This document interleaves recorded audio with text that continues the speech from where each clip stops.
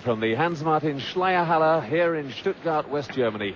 Today, the final day of the 1989 World Gymnastics Championships. There are another 5 gold medals on offer, and we're almost ready for the first of today's Apparatus finals. It's the men's vault. And joining us just in time to see Gyula Takac from Hungary. In this competition, the men have 2 vaults. Good start for Takac. Men 2 vaults. This is competition 3 under the International Gymnastic Federation laws. The individual apparatus finals to find the champion on each piece. A closer look at Takac's first vault. And there, a Sukahara on the long horse with a full twist, coming into land perfectly.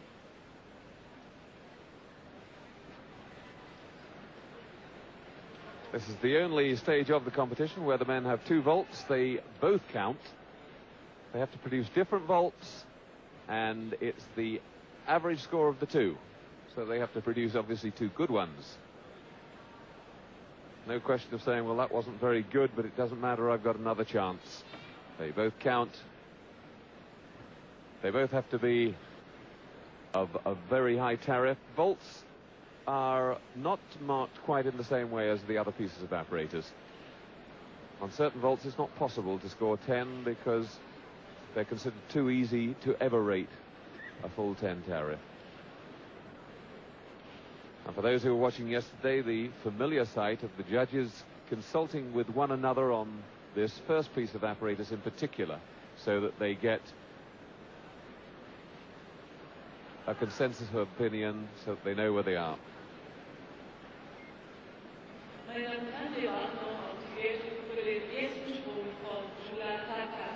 Takac, 19-year-old, new to the Hungarian men's team. Just to remind you of what's in store for this afternoon, while Takac waits to take his second vault, let's have a look at the other finals. First, men's vault, and then together we have women's beam and men's parallel bars, and then the final 2 finals, the high bar for men and the floor for women. There you can see what a judge's screen looks like. The head judge looking at that and disagreeing with the marks. You can see the judges listed down the left side. 6 judges. There's a 9.85 and a 9.7. They're the 2 scores that would go out.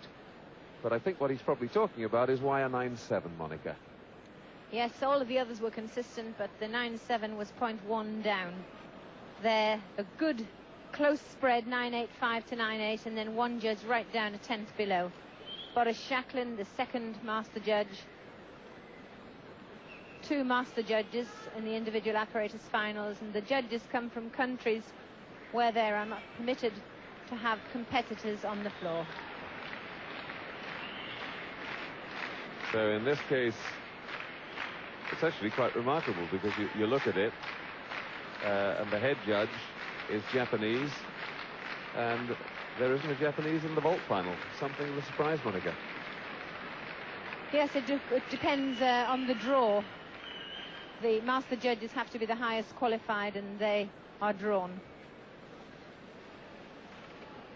There goes the score, 9.662. He was dragging everybody down, in fact. The head judge is not at all happy with the first set of marks that came up from all the individual judges. They're saying, I'm sorry, you pitched all your marks too high. We're going to look foolish when we get the likes, perhaps, of Igor Korobczynski, who, for instance, has got a 2.5 front somersault in his. But Takac goes with his second vault. Very nice second vault. Takac done remarkably well to land 2 different vaults so well. But the men have a virtuosity score to add on to theirs, whereas the women's are tariffed. The men have a base score of 9.4 and then 0.6 virtuosity to be added on to their score, and in the judge's opinion, his virtuosity score was too high. And there the Sukahara, but this time 2 twists.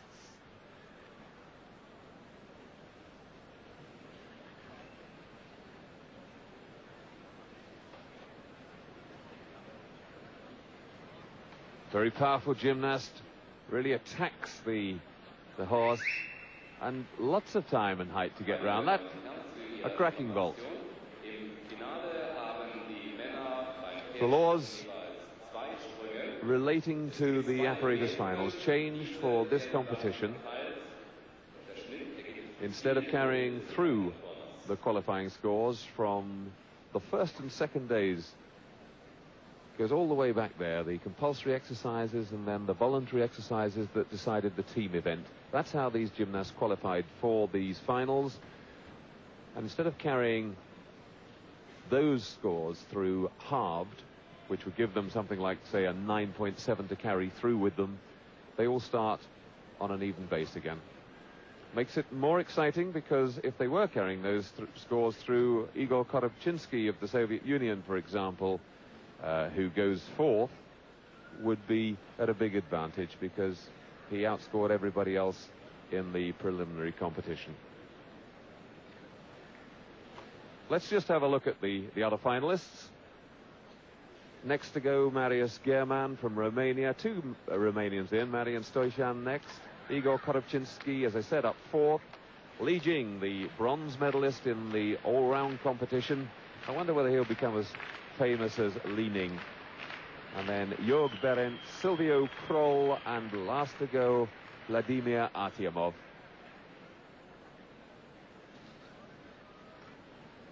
I think, Monica, if you were to go for a favourite for this comp, it would have to be Korobczynski, wouldn't it? Just on difficulty. Yes, on pure difficulty, he's got two good vaults. There's Takash's final score. He had 9.812 for his second vault, and the average of the two scores 9.737.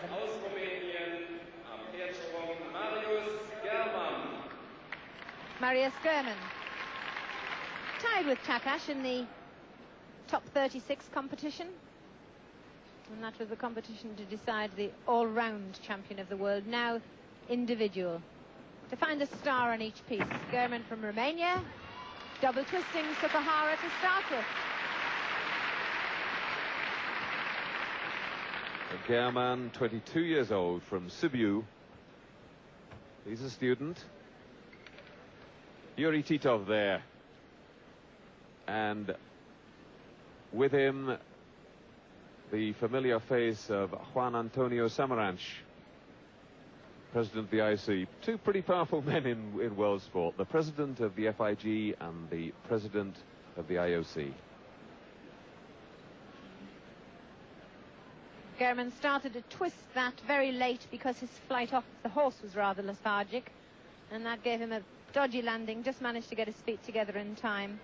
In this slow motion we can see how late he was. Late off the board, still twisting as he drops down. In fact, his right foot hit the floor slightly before his left.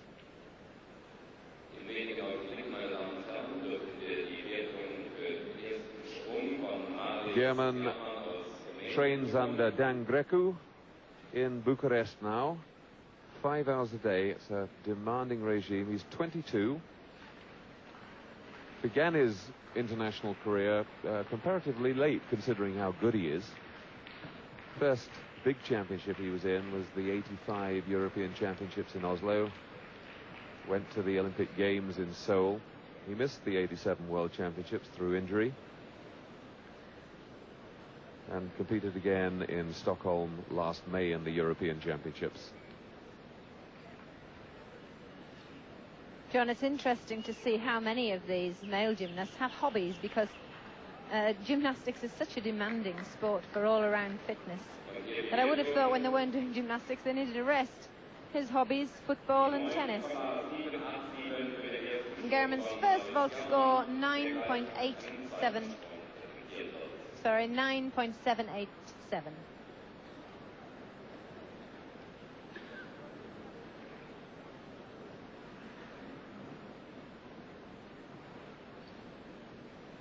What's he going to give us this time?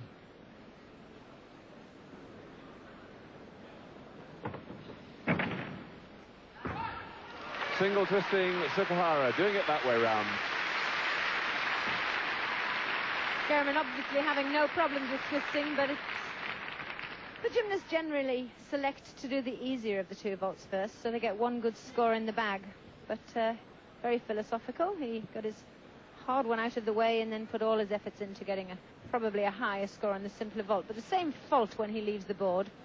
Twist completed a lot earlier, obviously, only one twist to do, and an all-round better vault. 3 phases to the vault. There's the takeoff, the flight off the horse, and the landing. A bit split, but he held it well. Yes, I wonder whether he chose to do the double twisting Sukahara first because the adrenaline was pumping a bit and he thought he'd get a little bit more from it. Perhaps hard to control the twist if he's only going to do one on the first one. Yes, I think that depending very much on the gymnast, they feel as though they've got the energy and the desire to get the difficult one out of the way. Good round of scores on his second vault, 9.812, substantially better, and 9.799 the average score. So that puts him into the lead at the moment, but still 6 gymnasts to go in this final. Marian Stoican from Romania.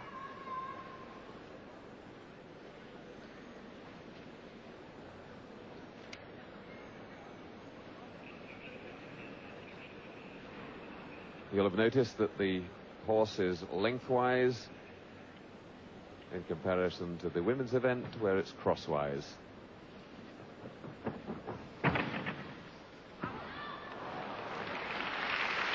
And we can see why he made the vault final. Handspring, front 1.5 twists. He had too much power, really couldn't harness it, didn't know what to do with all that extra power and momentum. Just brushing the top of the horse there. I think he probably feels he slipped along it a bit. Let's have a little look. No, it looked a good clean plant of the hands. It was just altogether too much movement in every direction, but it's a very difficult vault to control because there is movement every way. Off the top of the horse, 1.5 somersaults to get back onto your feet, and he's putting in 1.5 twists too, so that he starts the vault off going forward and then ends up facing back towards the horse.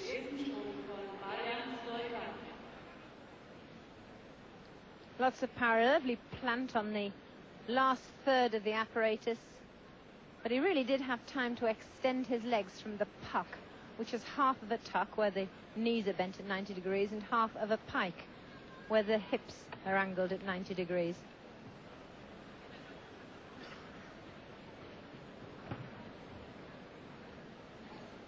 Marius Gehrmann just packing his bag there. 9.612 for that first vault.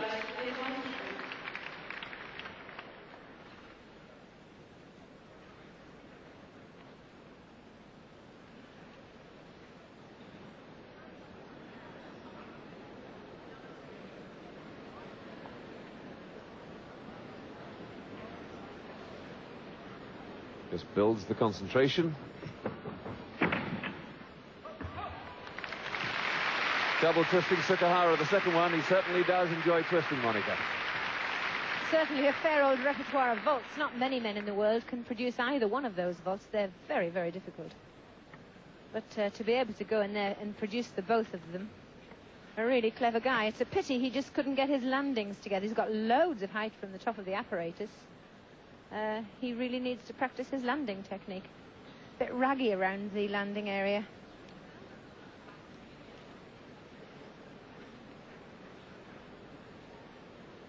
Going for enormous difficulty in his vaults.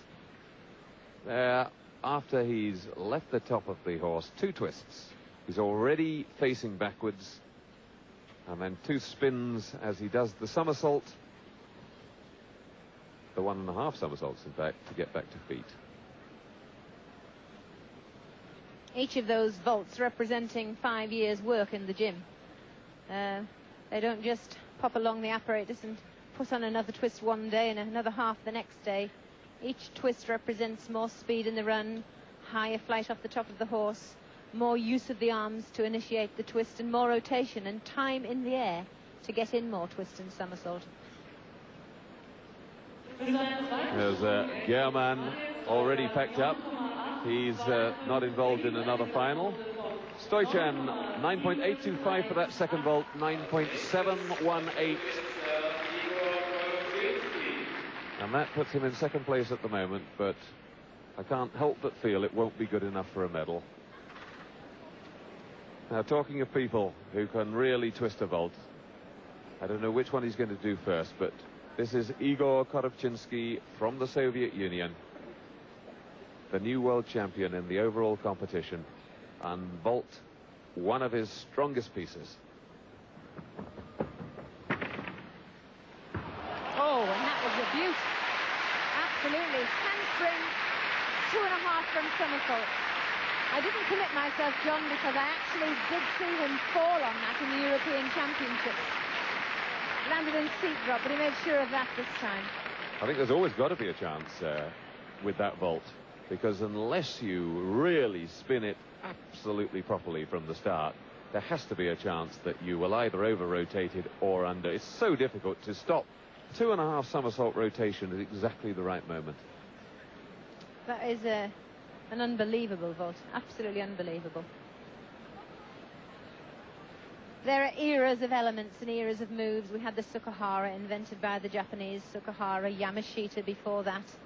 And then we moved into Rudy outs. Nobody ever conceived that somebody would put another somersault in a handspring front, but the Russians always produced something spectacular. No doubt in a few years' time he'll get rid of the cowboy tuck, that's the wide-legged position. But right now he's the only man in the world producing the vault of that standard. It really is a heart-stopper when you're going for the gold medal to use that vault. You could see as he landed, it's just impossible to stop the forward travel. And he slid along the landing mat a full 3 or 4 inches. And there must be a terrible temptation at that point to sort of panic and start waving everything around to try and keep your footing. But he's coped with that marvelously. Well, at the moment he's coping with the vault by sheer aggression and a mental concept of how long he's been in the air. And really it's hit and hope. You know, hit the top of the horse and hope that you hit the floor at the right time. 9.9 is score. And 9.95, the top mark from the Italian judge. That's discarded, so was the lowest.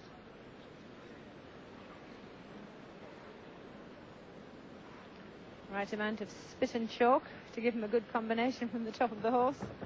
Works wonders. Whoa, dear. And that could be his chances. It will be his chances for a gold medal right out of the window. Gold gone. And look at the disappointment. But that shows you how crucial it is. The vault, front somersault,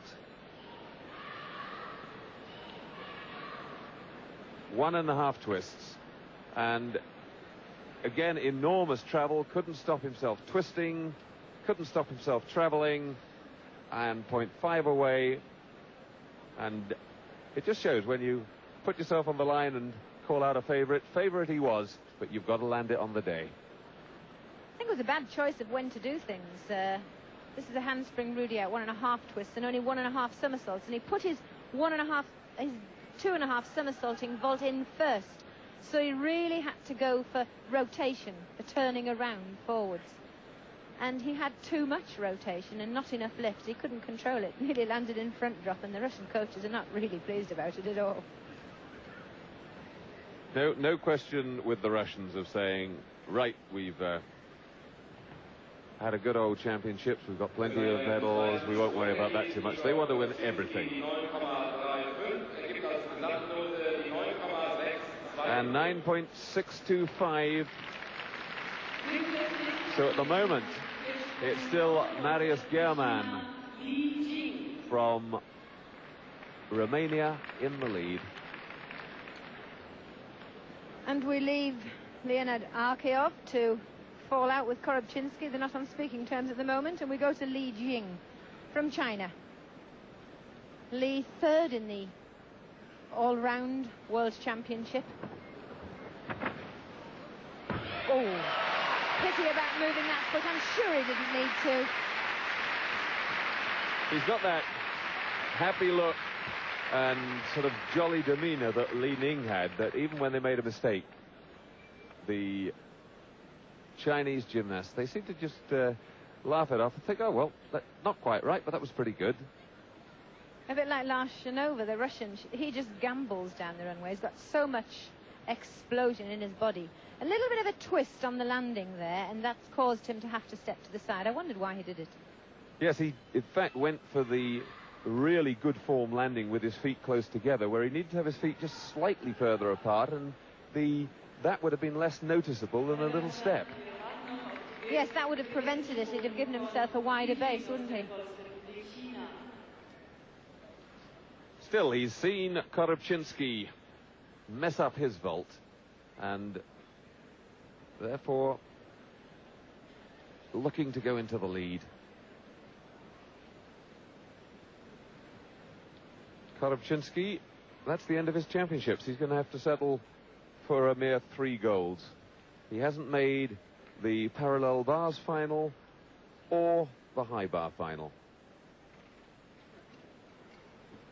And that's a poor showing for the world champion, really, coming in and only having one thing to concentrate on.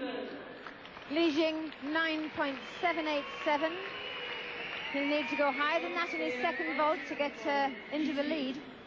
Whistles and boos from the crowd. They thought for sheer exuberance it deserved more. I don't think it was as good as Takash's or German's. He needs to sprint down. Look as though he's trying harder. Coached by Huang Yubin, famous international himself, the end of the 70s. Well, that a much simpler vault. And yet one of the only men, John, doing the Yurchenko on the long horse. The Yurchenko we associate with the broad horse, after Natalia Yurchenko invented it. But that's the first time I've seen a man produce it on the long horse. But he did it with a full twist in the team round.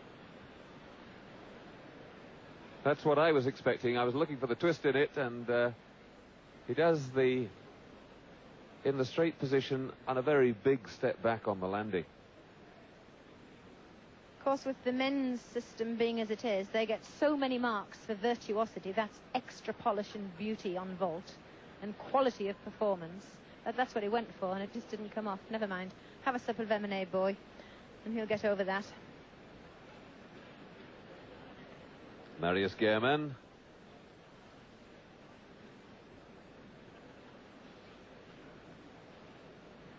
This is German's only final, so sitting in there looking anxiously, wondering whether on the last day of the championships he's going to come out with a medal. Unfortunate for Li Jing. I think that before the competition he probably imagined that he couldn't win the gold, and that was where he went wrong. If he could have imagined that he was capable of winning, he'd have psyched himself up to a better performance, because I think he's got the talent on vault. Tremendous spring, wonderful power, and a nice line in the air, but that's cost him right down to 9.4 for that vault, which brings his average right down to 9.593. 9.593. Now here's a specialist vault up. Jörg Berendt, who didn't even make the top 36. Out come the East German flags, and Jörg Berendt, like all the East German gymnasts, real powerhouse and a specialist on vault. If Jörg hits 2 good vaults, he is capable of going into gold medalist position, but his second vault would have to be substantially better than that. He really didn't get the landing, and he was a little bit low with his shoulders. And East Germany have got another real contender for this title, because following Berendt is Silvio Kroll, who has already a history of gold medals in the vault, won the 87 worlds on this piece of apparatus, equal with Lo Yun from China. That was a handspring 1.5 somersault, but in the straight position, and an early half twist, but shuffling his feet around. You see, every extra step he loses marks for. It'd have been better to take one big step than to do a samba on his landing, I think. Yes, if he'd really put one leg backwards and used that as an anchor, he would perhaps have been better off. The 1, 2, 3 at the moment: German, Takac and Stoichan. 9.812. Berendt forcing the judges up a little, just with the height and attack of that vault. Yes, the sheer distance from the top of the apparatus, because he's such a powerful man, will have given him the lead, because he sure didn't get it for tidiness.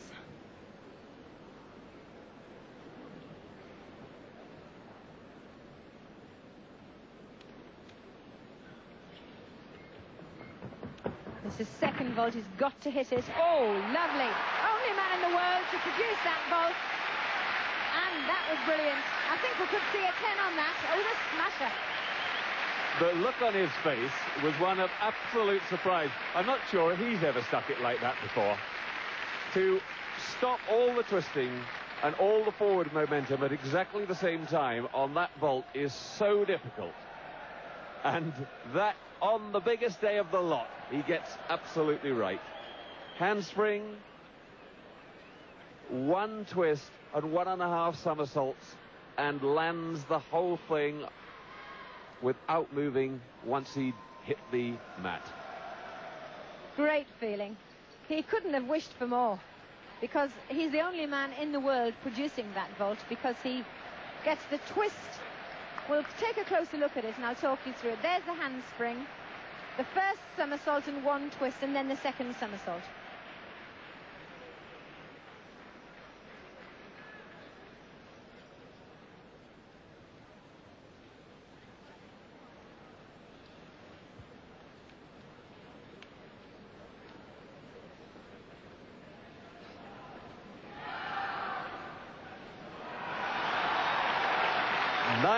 .95.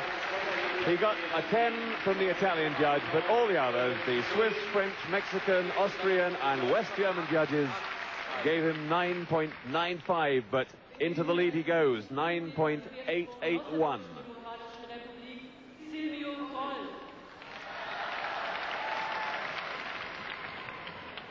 Well, Berendt will have done one of two things. He'll have either psyched Silvio Kroll up or he'll have psyched him out. Let's have a look and see which it is. Oh, pity about that. He really went for broke. Handspring, 1.5 front, 1.5 twist. He was stuck. He came in straight-legged and couldn't save the landing.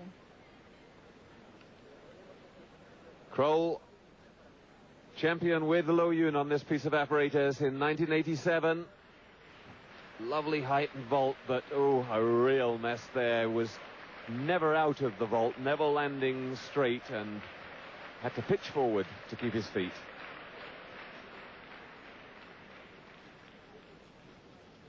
Yes, he really didn't have enough rotation and he had to pike down.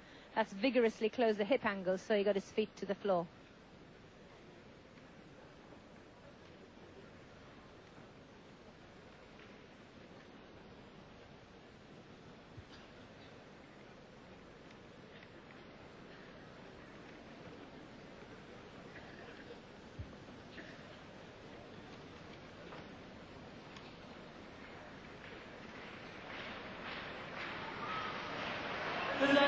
Well, at the moment,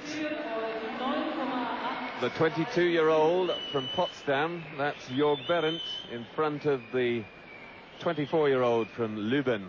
Much the most experienced gymnast is Silvio Kroll. Jörg has a look at it, but 9.837 his first vault. There's a Swiss judge on that panel who needs his lenses correcting. 9.95 for that vault. That was a bit high, a bit of an unfair mark, far too high. Nice, very nice. That's the same vault he did before without the twist.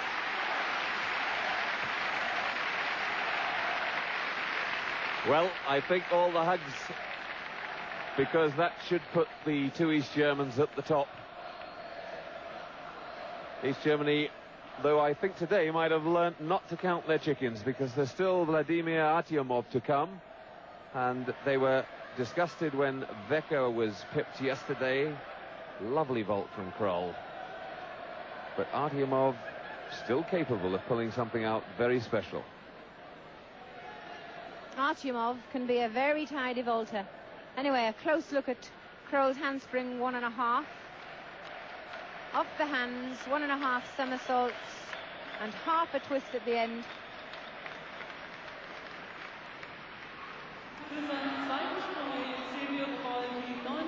9.912 for the second vault, 9.874. He's behind Berendt, but he's into second position.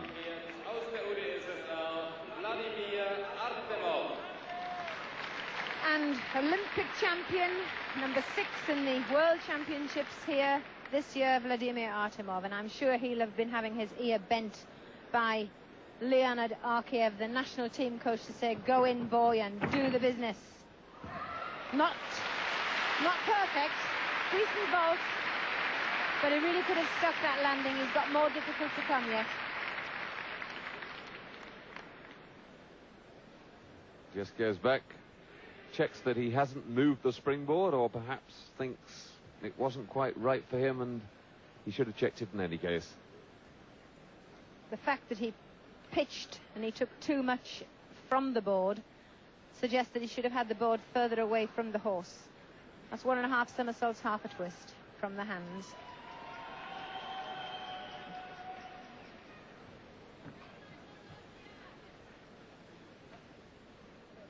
Mentally rehearsing the next vault, Jörg Berendt and Silvio Kroll, 1 and 2 at the moment in this vault final.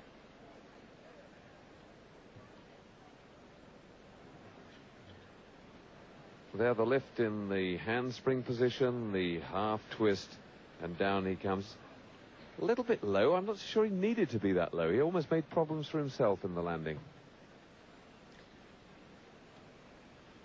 Yes, I think on that type of vault where there isn't so much movement, he could have done with a shallower entry in the handspring, and often that is achieved by moving the board further away from the apparatus. 9.837 for his first. Well, the next vault will almost certainly be more difficult, and he's got to pull that up into the 9.9 so that he averages more than 9.881. Well, I think it'll be handspring Rudy out for him. He's got a handspring entry off to a tee. Yes, nice vault. Very nice. Lifted. 1.5 somersaults, 1.5 twists, and the puck really nice and tight. Pretty about the landing, though. Just one movement of the foot on the landing. An excellent vault. Korobczynski just shaking his hand and hoping that if he's blown it, his teammate is the man to go up there instead and take gold. This is a nice vault. It's in a puck position, but Artyomov, one of the best exponents of that shape. But that really can't beat Jörg's full twisting 2.5 front.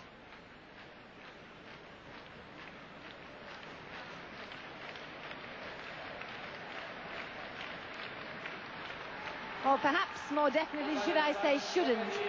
9.868 his average, 9.9 for the second vault, so that gives the gold to these Germans.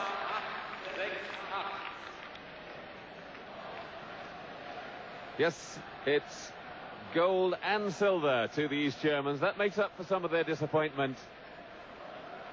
Jörg Berendt, the vault champion. Silvio Kroll takes the silver medal, and Vladimir Artyomov from the Soviet Union takes the bronze.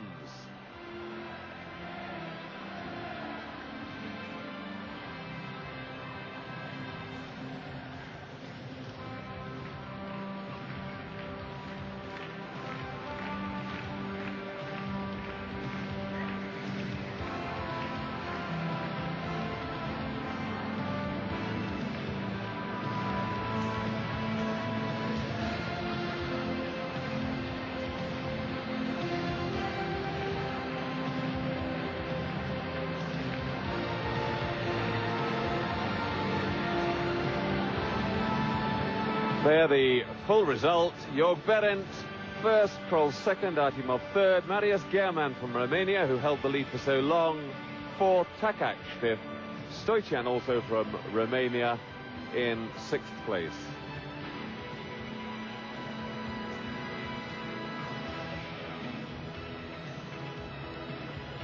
And the last two places, Korobczynski from the Soviet Union and Li Jing, who you would certainly have put down as two of the favorites before the competition began.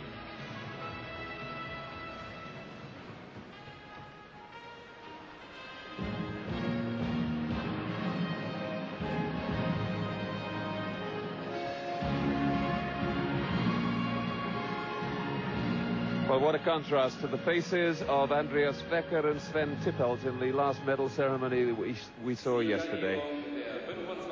They really didn't show too much sportsmanship then towards Andreas Aguilar. They felt that Wecker had been cheated out of the gold medal. That was confirmed to us last night. They found it very difficult to accept that Aguilar's rings routine was better than Wecker's. But now they're happy.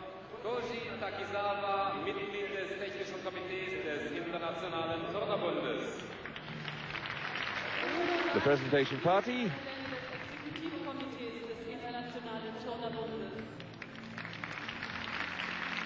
Wolfgang Willam, Wettkampfleiter der Kunstturm-Weltmeisterschaften 1989.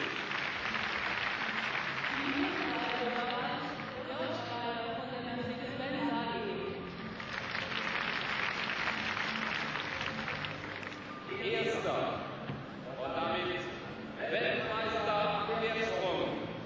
First and world champion of the world 1989. René champion du monde au cheval 1989 mit 9,881 Punkten aus der Deutschen Demokratischen Republik.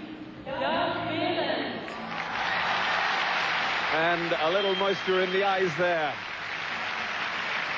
Jörg Berendt up in the #1 spot at last.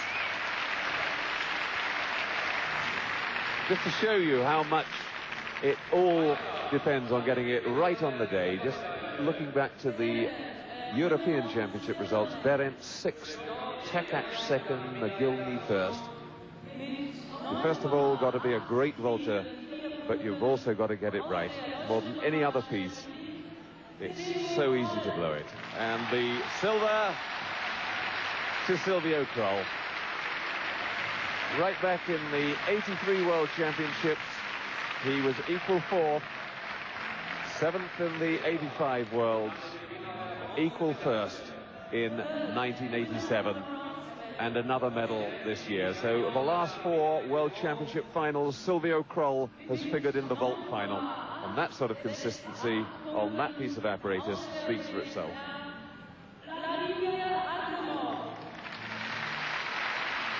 And Vladimir Artyomov from the Soviet Union up to take the bronze.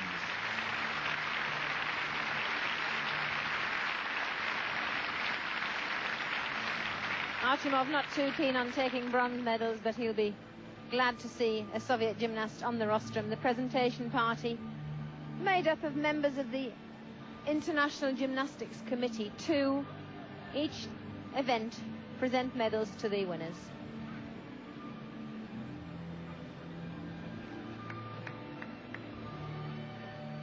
Very special moment for Jörg Berendt because it's the only final he made and he didn't get into the top 36. So it was nice for him to be able to come in on his only final and take the gold. Yes, he must have thought these championships were going wrong for him, and he's going to come out in effect as the top East German out of them, even though he didn't make the all-round championship final. Unless, of course, Andreas Wecker can take the gold on high bar and equal him. But a happy man, and his first gold medal in a major championship, and that always a... Olesya Dudnik from the Soviet Union, Gabriela Potorak from... Olesya Dudnik from the Soviet Union, Gabriela Potorak from Romania, Miho Shinoda from Japan. But then it's the last two competitors. We come to 7 and 8, and Yang Bo from China. I hope she takes it, and Elena Sajanenkova from the Soviet Union, who didn't make the top 36, she's in there too. And the men's, it's the parallel bars final. Marian Rizan from Romania, Gyula Takac in his second final today from Hungary. The other Hungarian, Valac Put. Valentin Mogilny, he's got to be the favourite there, I think. Sven Tippelt and Vladimir Artyomov. Then Li Jing and Andreas Becker. And these two finals are going to have the arena buzzing with excitement, because in both events we have 8 magnificent finalists. I think I would go as far as to say that this beam final will be the best ever contested beam championship that the world has ever seen. There's certainly a lot of class in there. Remember, Silevash won the beam gold right back in the 1975 World Championships, the 1985, so she's not that old.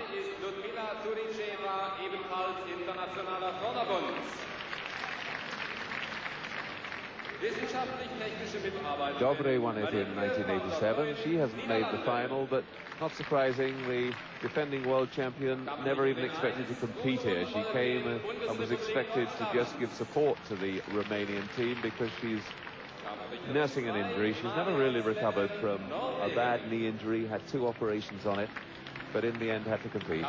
And the girl on the beam right now, Alessia Dudnik, she's the one who's going to push Yang Bo all the way. We're talking like this, but of course it could all go so wrong. We saw the girl right in our foreground, Daniela Silevash, come off the beam altogether in the top 36 competition. And little Yang Bo in the top 36 got through that most difficult sequence that I was talking about earlier perfectly, and then had a real major lack of stability on the landing from the simplest of little sort of gallop jumps. Yes, she did, and that's often the result of being so relieved that the big trick is out of the way that the concentration goes momentarily. But I think the excitement, John, is being able to speculate on who just might win. Because, of course, a fall can put somebody right out of the running. This is Shinoda from Japan. Japan's highest qualifier in the all-round event. 15th in the world. That's no mean feat for a Japanese gymnast, climbing up the ladder of world ranking.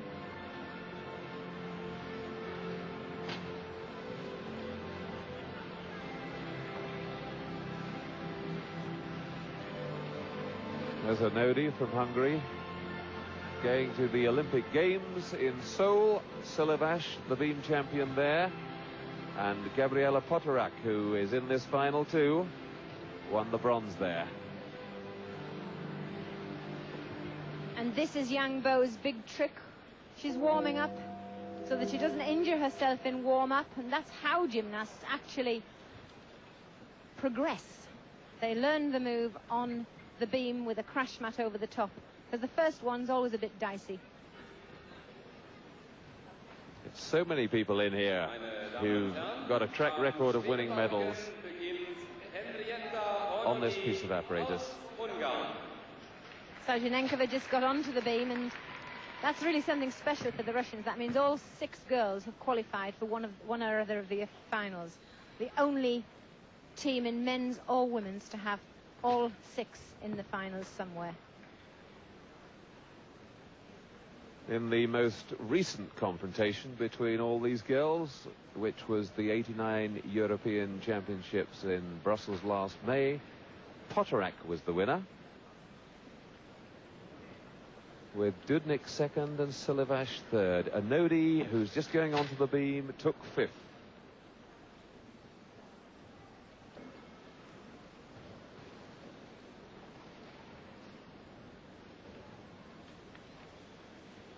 And that's the worst position to be in on beam. And she could dictate the psychological pattern for the rest of the field. If she sticks beam, then everybody will feel positive. If she doesn't, then I think that she won't be the only one to fall. It generally has a ricocheting effect on the rest of the squad. just 1 meter 34 tall. So she probably doesn't feel as if she's 25 feet high as some of the taller girls do on beam. Noddy has terrific strengths, but she also has very apparent weaknesses on beam. Her tumbling and her acrobatic elements are really magnificent, but her jumping is really poor. Very straight-legged, hardly lifts from the beam at all.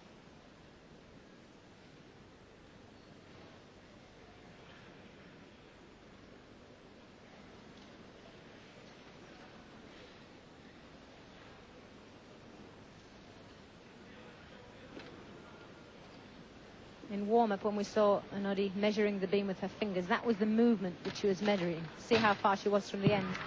Well, she'll be glad to get that out of the way. Very confident, though. She went through it all. 1 or 2 little tiny errors, but nothing major. Meine Damen und Herren, zu Ihrer Information, Sie sehen nach jeder Übung die Note, die Ausgangsnote, Flick. die wissenschaftliche technische... Back somersault to the 1-foot landing, and then the Arabian half turn front somersault. And the moment you get twists getting onto the beam, when you have to take your body outside the line of those 10 centimeters, it does become very difficult. Yes, very hard. An aerial cartwheel, which so many people can perform, is generally omitted by the very top girls in the world because it's a dodgy movement to land. The dismount, the Arab spring, that's a cartwheel with an inward quarter turn, double back somersault piked to finish.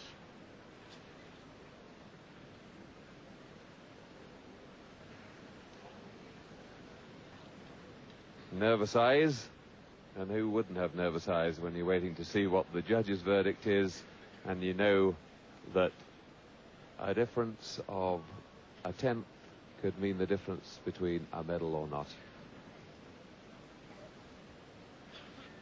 And that routine will give Henrietta a great deal of personal satisfaction, because in the all-around event she fell off. There, Madam Millie Simonescu from Romania, master judge, pointing very emphatically at her screen. Saying mark it down. Well, it's a good mark, 9.837. Australia there, 9.95. They were mightily impressed with that.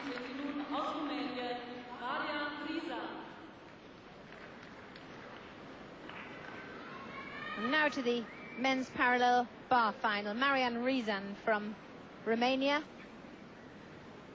And he is an excellent P-bar worker, as are all of the finalists, but he has some special stuff in his full twisting giant on the end, Stutz turn, just losing his legs.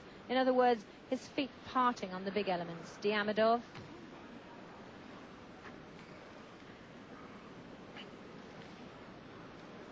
Held that well. He looked as though he was under-rotated. Good. Fabulous start for him.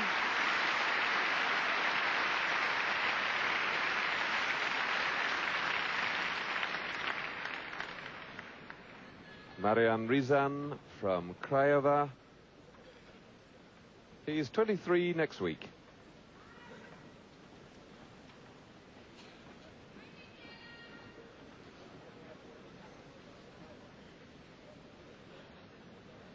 It's the full twist in the giant circle. Of course, the men are allowed to bend their knees at the bottom of the swing. Otherwise, they'd have to shorten their legs a little.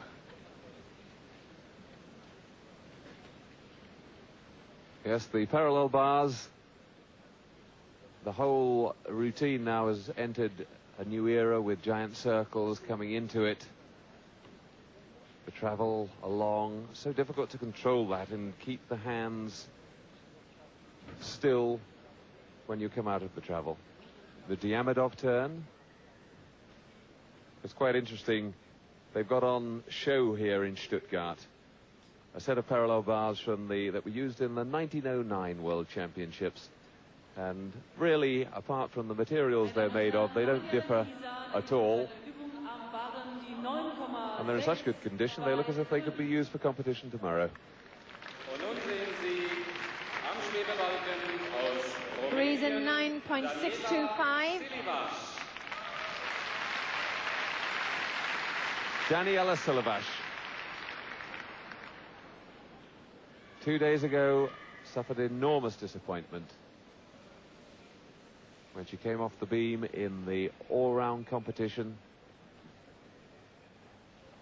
but got her confidence and her composure back by winning that gold on the asymmetric bars yesterday. And she is capable of producing good work in the finals after her terrible disappointment in Seoul when she narrowly missed the gold. She came back after that to win 3 gold in the individual, and she's going really well. Flick and 2 somersaults, landed well.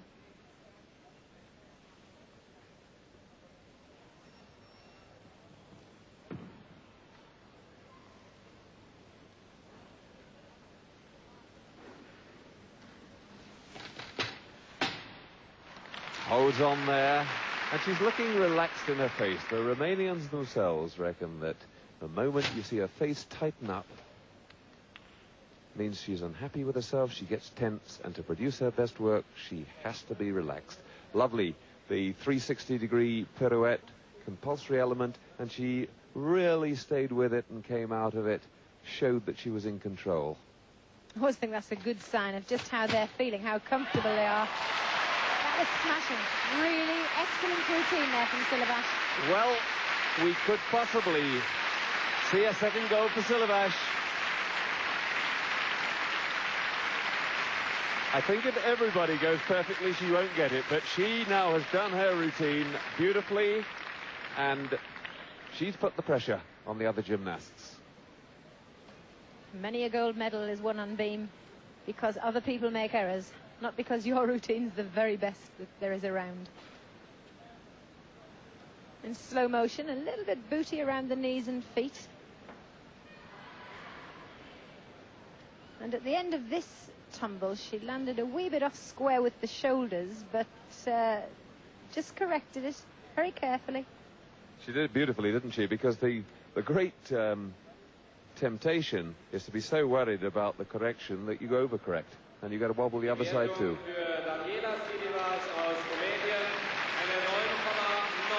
And her score's just come up. She's really put the pressure on. 9.95.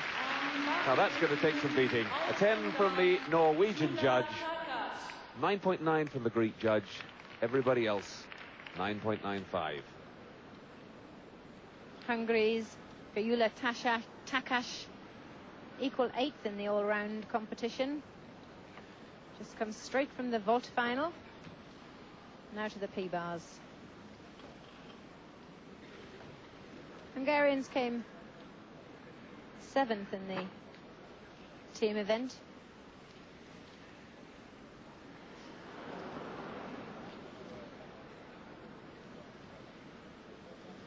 Very strong gymnast, Takac. I've been very impressed with him in these championships. Step back on the landing.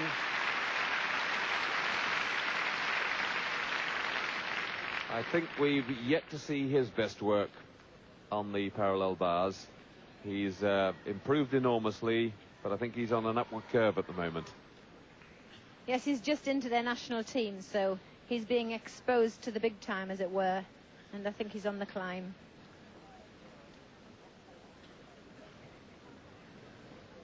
Lovely lift to handstand, the Healy turn, another Healy turn, and then half turn and Healy. Beautiful combination. Den Ministerpräsidenten des Landes Baden-Württemberg, Herrn Lothar Späth.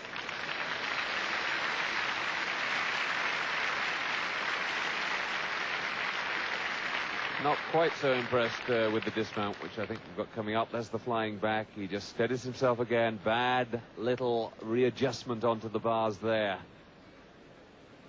Another flying back. The Stutz turn. That was one major mistake in the exercise. Both hands having to be repositioned on the bars. And I'm hoping we're going to see another look at the dismount, because that too didn't appear to go that well.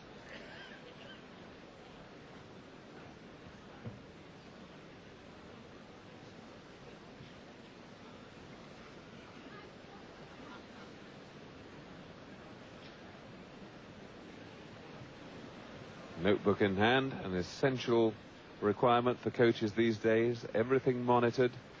And we've got a big disagreement, obviously, between the judges. Some up, some down, but a lot of nodding of the heads, so perhaps they've worked it out.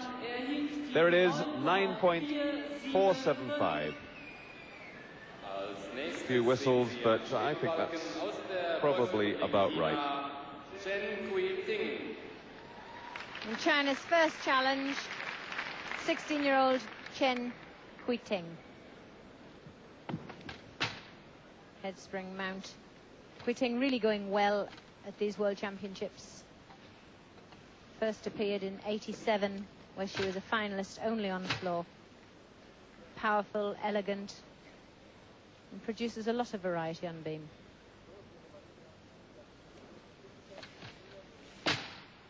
Really lifted into the somersault after the flick there.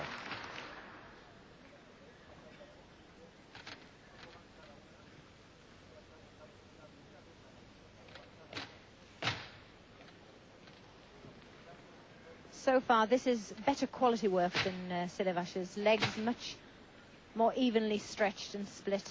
Finer detail in on the landings, not turning the feet up too early, anticipating landings on the beam. But she's got to go all the way through like that. Oh, bad mistake. Very difficult element, though. She's the only one who does it. That's basically the Corbett flip. But she takes it up to extension before she drops down again.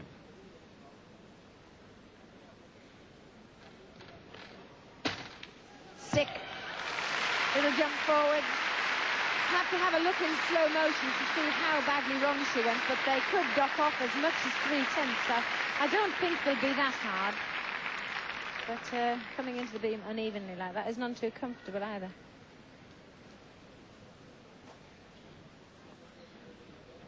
There it is, that lovely start to the movement. She got herself just offline.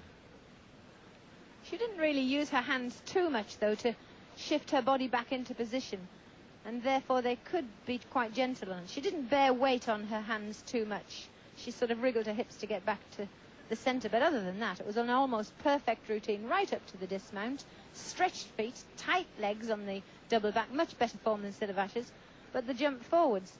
So roundabouts and swings, Quiting's got better qualities than Silevash, and she had a couple of mistakes. So in reality, the scores could be similar, but I'm sure Quiting will come out lower.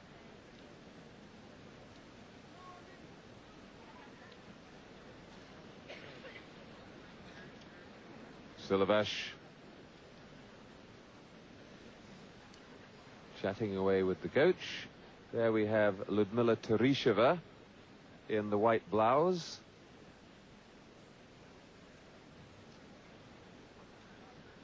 Simonescu and Teresheva, the two head judges. I bet there's some interesting conversations between those two. 9.862.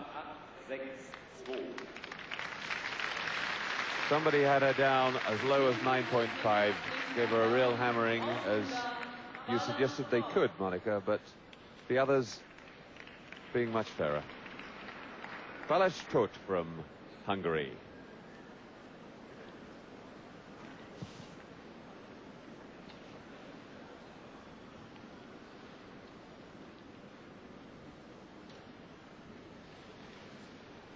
Good to see two Hungarians in the P-bar finals.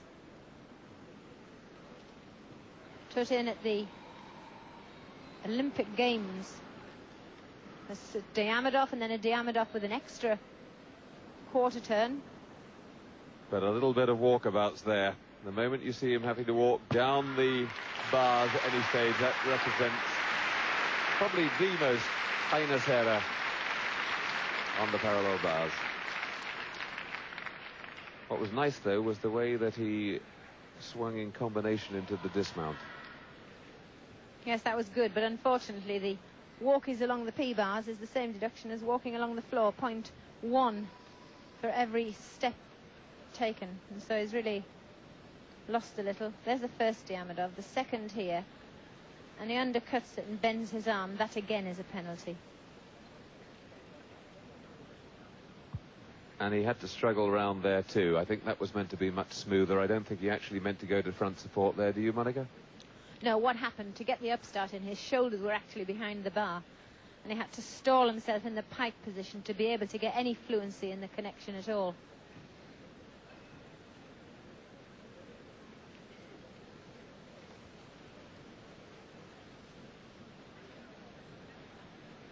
So plenty of difficulty there in Balázs Toth's routine, but on the day, a few too many errors. He is from Bucharest, and he's 22 years old. Seems to be a move once again in the men's gymnastics field towards older gymnasts, Monica. It started coming down to very, very young gymnasts, but the general age of the field in these World Championships certainly up and over 20. Yes, thankfully, that's true. 9.487 for Toth. A few walks and a poor dismount. A couple of major errors really for him. Olesha Dudnik from the Soviet Union. Now this girl is something special.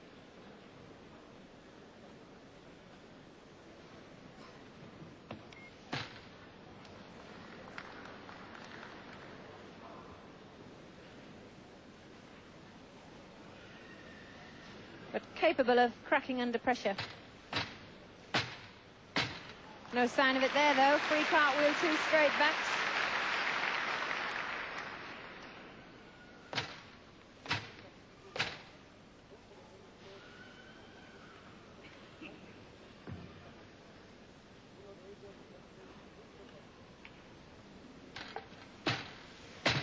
Oh, and the full twisting.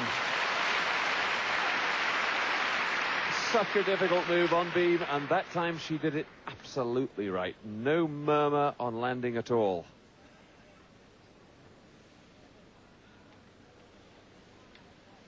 Well, with those 2 somersaults initiated from the free cartwheel and that full twister there, she's already got enough difficulty in, Monica. Well, this is magnificent work. Other than a slight hesitation after the mount, it's been faultless so far.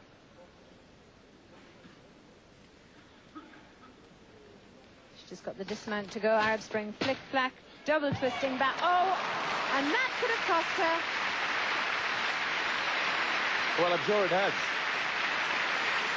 A real pitch forward. There was no way that that was just some minor adjustment. And look at her face. She knows it desperately, I think, trying to keep the tears away.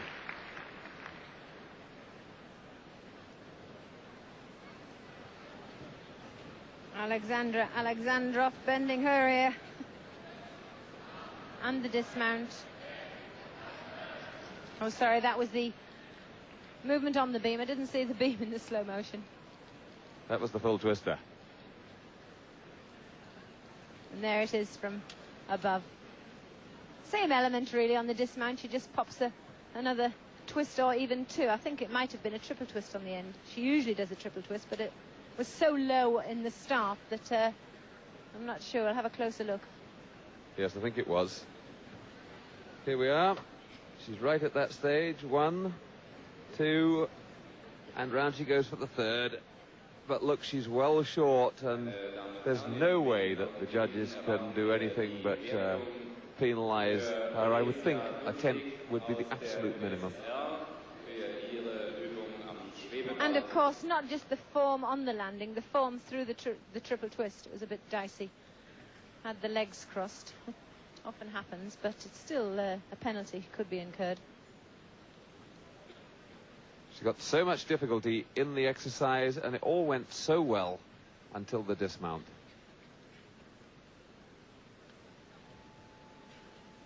I like the look on her face. Looks to me as if she can handle all that.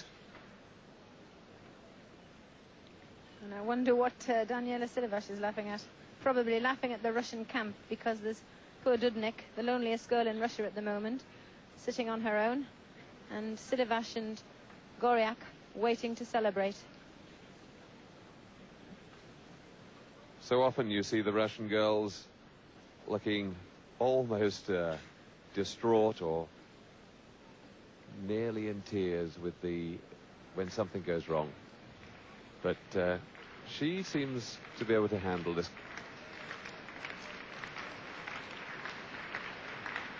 Here it comes, 9.937. They tried their hardest to keep her up there. I mean, it was very difficult, but the mistake was major. Well, we've got Ludmila Teresheva as master judge on beam, and it's got to be said that the jury has been influenced. There is no way that they can deduct so little for such a large error. On to the parallel bars. Valentin Mogilny has to be favourite for this piece of apparatus. He has exquisite line.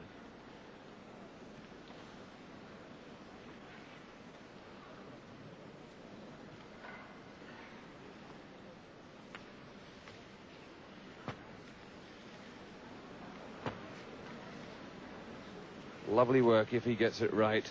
He'll be challenged all the way by Artyomov. Oh, forget what I said. No gold. If Artyomov goes through his properly, that is enough of an error to lose Mogilny the title. Oh, and a real stutter there on landing. I love the line he gets on parallel bars. That's why I would put him just ahead of Artyomov if he gets it all dead right, but I can't see Artyomov, who is such a pure worker, making those sorts of mistakes. Can you, Monica? No, Olympic champion. He could well come up and thrash Mogilny over those two errors, but we'll have to wait and see, because it's beautiful work. Mogilny is the ultimate as regards style in men's gymnastics, and when you're going for such perfection, the slightest little error shows up more.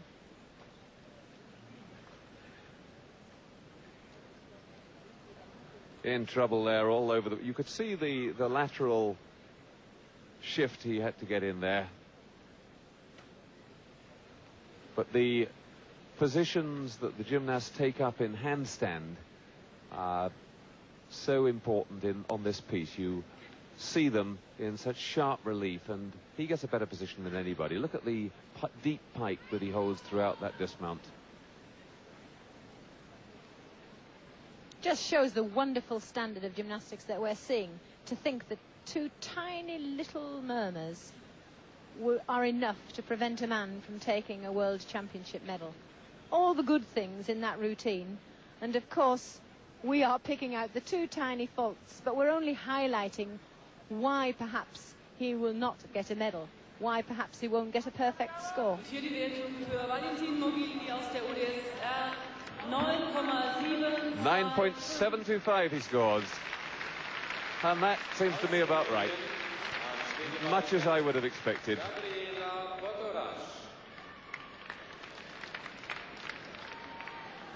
Gabriela Potorak now to beam. And she's capable of winning this. Took the European Championship last May in front of Dudnik and in front of Sidivash.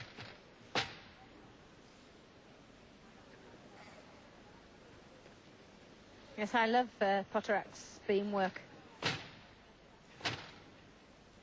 But those jumps are the thing that the Romanians and the Russians aren't as good at as the Chinese. And this is where the Chinese have got to get all the tiny little errors put together, and then they would be almost untouchable. That's difficult.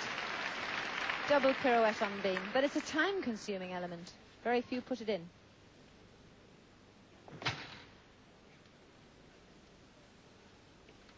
Again, the nice extension out of the pirouette. Instead of getting that foot back onto something solid as quickly as possible.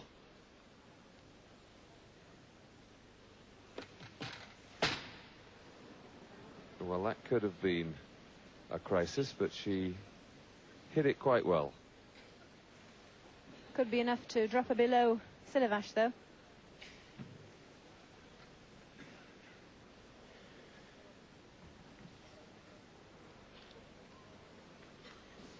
She needs a perfect landing to equal Silevash, and it's not.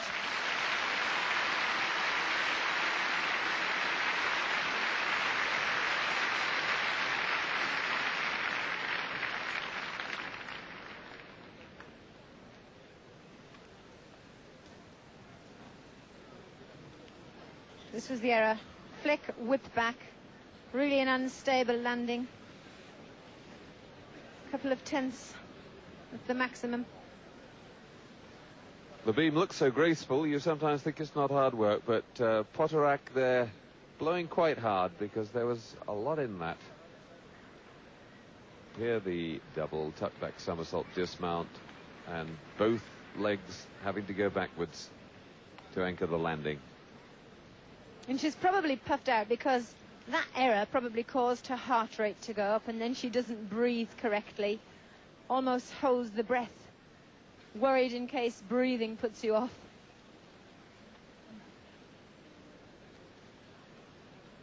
Daniela Silevash looking unhappy with some little injury problem. She's got some knee trouble. She wasn't looking unhappy about that a few minutes ago.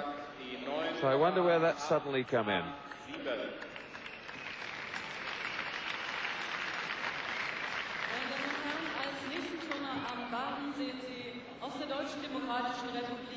$9.887 for Potterack. That puts her below Silevash.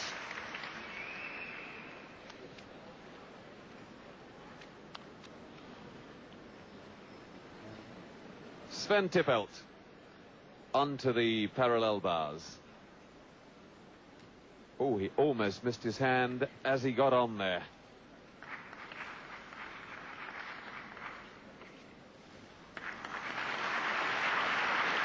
He's a very small man. That leap from end to halfway along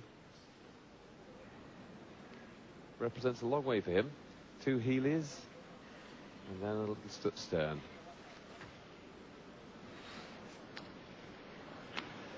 Oh, and the double cut. He was up so quickly, we might have hoped that the judges might not have seen, but no chance of that.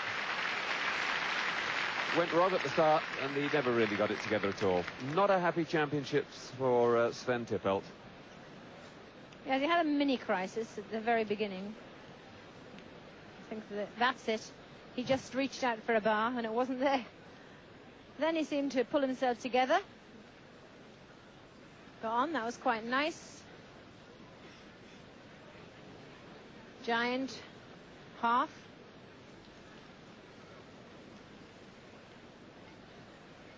Straddle cut. Just clipped his elbow there. And the rest of it went quite well until he did a Stutz turn and came short through into the handstand. And he really, this here. Yeah, I think this is the one. He was a little bit short. And he was unnerved before his dismount, and I think he was dwelling on that. A little bit of instability, and then he totally blew it, but he was off the ground with his bottom before he could say anything. I think that, in German, must have been sorry, mate, to his coach. Mogielny actually in the driving seat, despite his errors. 9.725. Gives him the lead over Marian Rizan from Romania at the moment. But I can't believe that with Artyomov, Li Jing and Andreas Becker, it's going to be enough. Sven Tippelt right down at 9.225.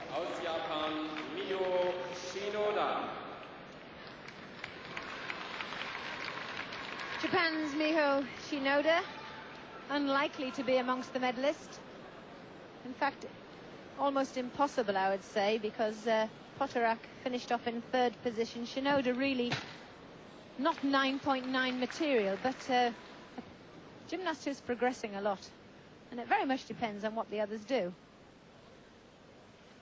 Somebody there behind her thinks she's got a chance. Missed combination. Unfortunately, even though the judges must judge what they see, they know Shinoda missed a combination. She had a 2 somersault combination there. And now she's got to try and put that difficulty in elsewhere if she's got the presence of mind to do so.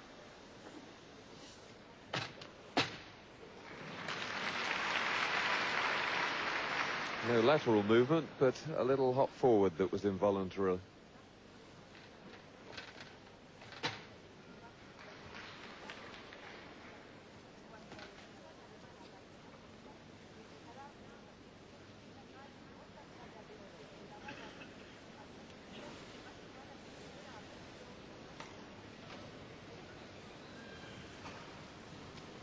Shinoda's lost the thread. It all went wrong. She really didn't get her feet high enough up in the handstand, so I think she's struggling now, mentally more than anything. She knows she's missed an element. She tried to put it in and then had a handstand double flick. And now she's probably reproaching herself for the rest of the routine. Hope she doesn't sit down here. That was good.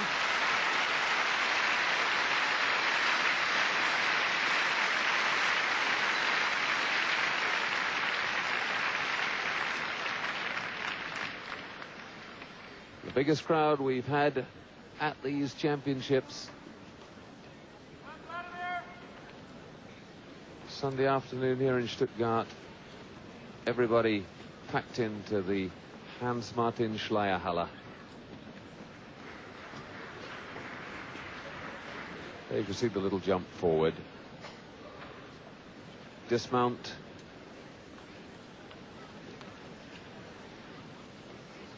It was a very bold dismount and very good, considering that the routine itself had gone a little bit haywire, which she knew. She didn't portray it too much to her audience.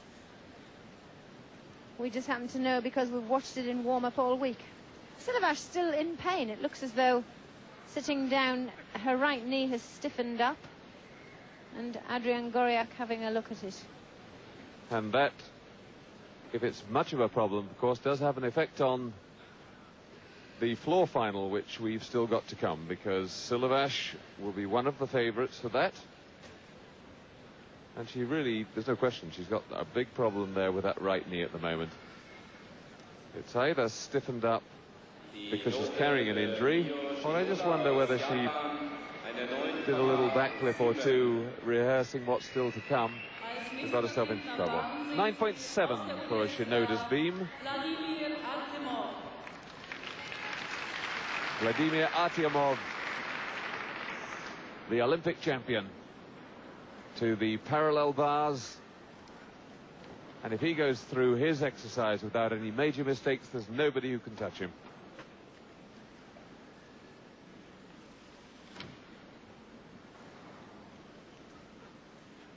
Should he go through it well? It's such a good routine, so well punctuated with pauses and balances.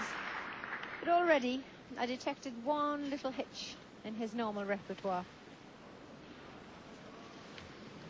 Very precise with those two flying backs. Over-rotated the dismount. Nobody actually grabbing this competition and taking it by the horns. No, it's going to be a very close one there between Artyomov and Mogilny. I can't help feeling that Mogilny's crises were somewhat greater. Let's see whether we can pick up the problems that Artyomov had on these slow motions. Just there. He did seem to collapse into it rather than holding it and then dropping, didn't he? Yes, I think the hit in the handstand was meant to be much more purposeful, and these two he really nailed. I mean, these two flying backs were very good. But then his feet start moving a little bit rapidly, giving him too much backward movement into his double back pike dismount. So cool, so experienced. I think a lot of gymnasts would have been forced into both feet moving backwards there, but he just one big step. 9.9. So Artyomov looking like the winner at the moment.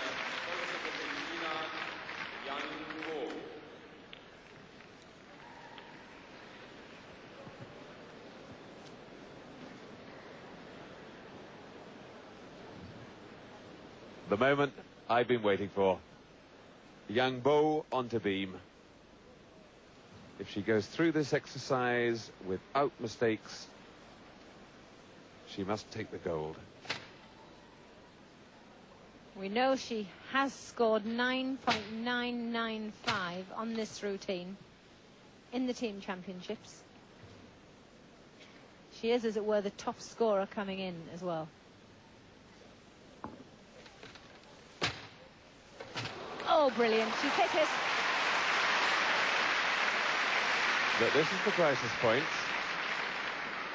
Almost as if she was so pleased that she got through that part of the routine. Last time she did it, she made a mistake. Just coming into it now.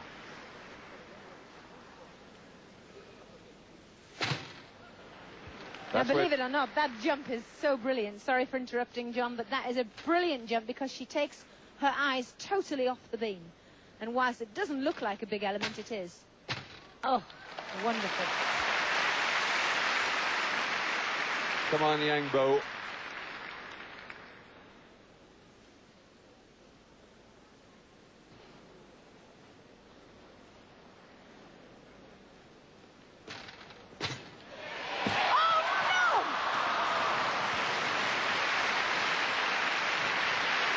I don't think she can believe it herself. Goes through with the salute to the judges.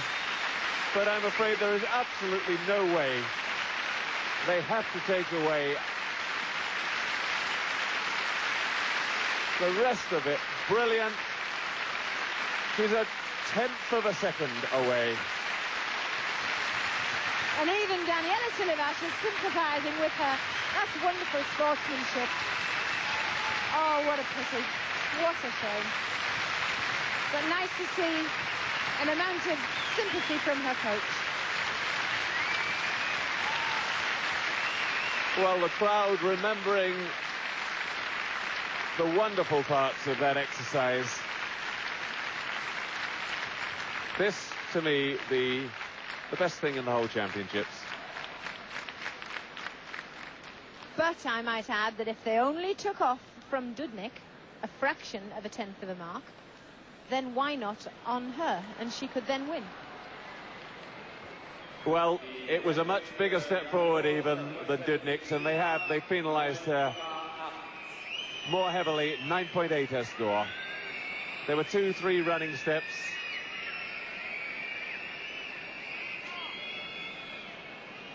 And that drops her straight down to 6th. 1, 2, 3, 4, 5 steps. Yes, the maximum she can lose on that actually is 0.3, because totally out of control is a 3/10 deduction. So they have been kind, and so they should have been, because the routine was excellent.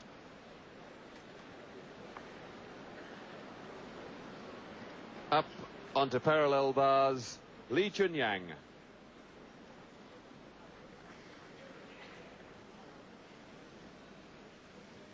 Stutz. Healy turn. He's going well at the moment. Really precise. Oh, yes. Artyomov, watch out. No doubt he'll be watching this very carefully. I'm looking at that gymnast on there. I think they've substituted in. They have. Li Jing it is who's gone in for the Chinese. They're allowed to do that. On our start list, it had Li Chunyang, but that's Li Jing from China. Li Chunyang was the qualifier, but Li Jing going in and doing a superb job.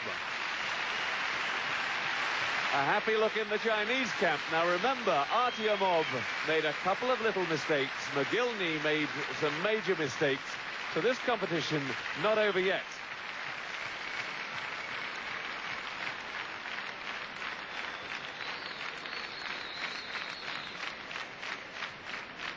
This is typical of the Chinese gymnasts at these World Championships. Innovative moves done with immense flair. And when they do hit movements and when they don't make mistakes, they're the only gymnasts that I could call perfect. The Healy turn from the top, straight into that double front somersault. That is lovely, pure work. And you could see from that angle How will he get? 9.9. He's up in the shared gold position at the moment. 9.95 from the Japanese judge.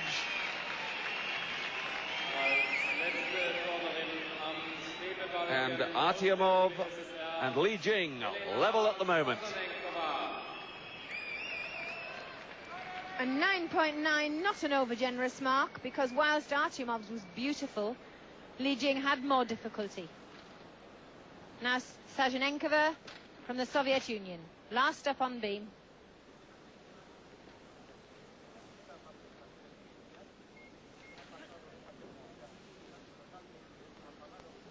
Probably the least known of this present Russian team.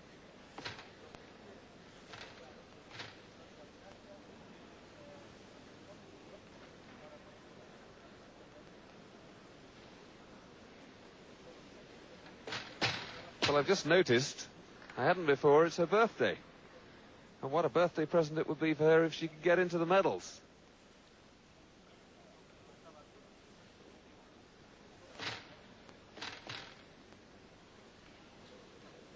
Comes from Riga. And she's 16 years old today.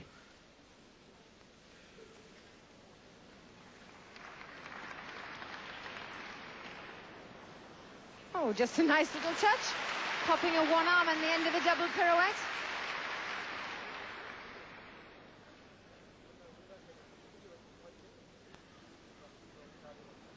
The first major championship. A little step forward. Now, I would say she's got to get into the medals with that, Monica. Yes, I think that she will. What are we now? Well, with all those mistakes that we've seen, Silivash 9.95 in the lead, Dudnik 9.937, and then Potorak with 9.887. Yes, I think she could knock Potorak out of her third place.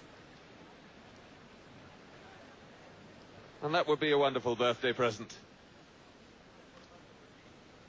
Here the pirouette.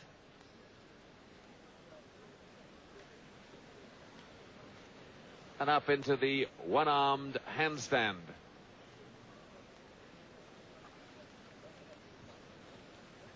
Es fehlt uns noch die Wertung für Elena Sasanenkova aus der UdSSR für ihre Übung am Schwebebalken.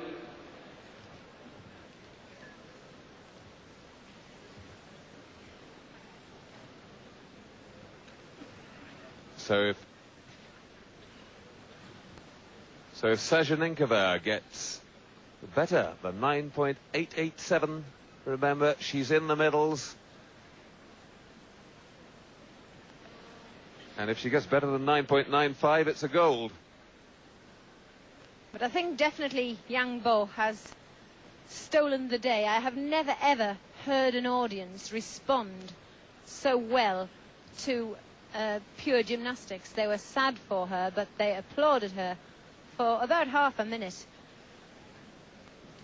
And I can see a wonderful sight down there at the beam judges table. The two head judges are Teresheva and Simonescu. I don't think there's a great deal of love lost between them. And there's an argument going on between them. They're not phoning up any other judges, but one is from Romania, one is from the Soviet Union. And they're arguing about Sajanenkova's score.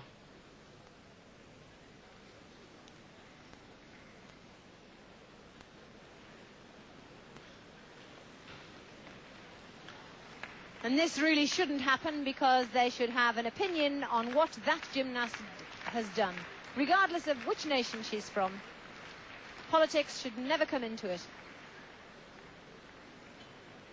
But we know they do. I shall never forget commentating on the 1980 Olympics, and it got to the end of the women's all-round there, and the great Nadia Comaneci was on beam. She made two big errors, and this same lady, Simonescu, was the head judge on the beam, and she would not accept the scores from the judges. It went on for 40 minutes before Comaneci was marked down at 9.85, which knocked her totally out of the medals, and Elena Davidova became the Olympic champion.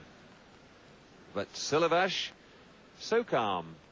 She's been around the international scene for so long that she's seen it all before. Simonescu now on the telephone, speaking to one of the judges, in fact, two of the judges. They are now busily writing.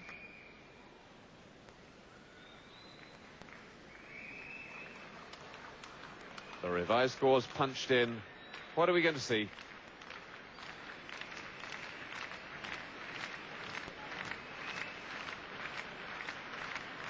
There are the scores, 9.825. She hasn't even got the bronze. Takes her down into 6th place. So the results of those two finals, the men's parallel bars equal first, equal gold. I'm getting so carried away, so excited. Sorry, Andreas Becker hasn't even been on the parallel bars yet.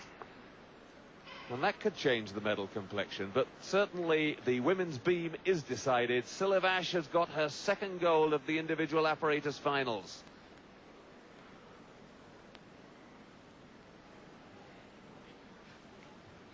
And Becker, oh, nearly lost that handstand. He really has everything to go for now. He almost has to do a perfect routine. 9-9 to beat. Artemov and Li Jing in the riding seat.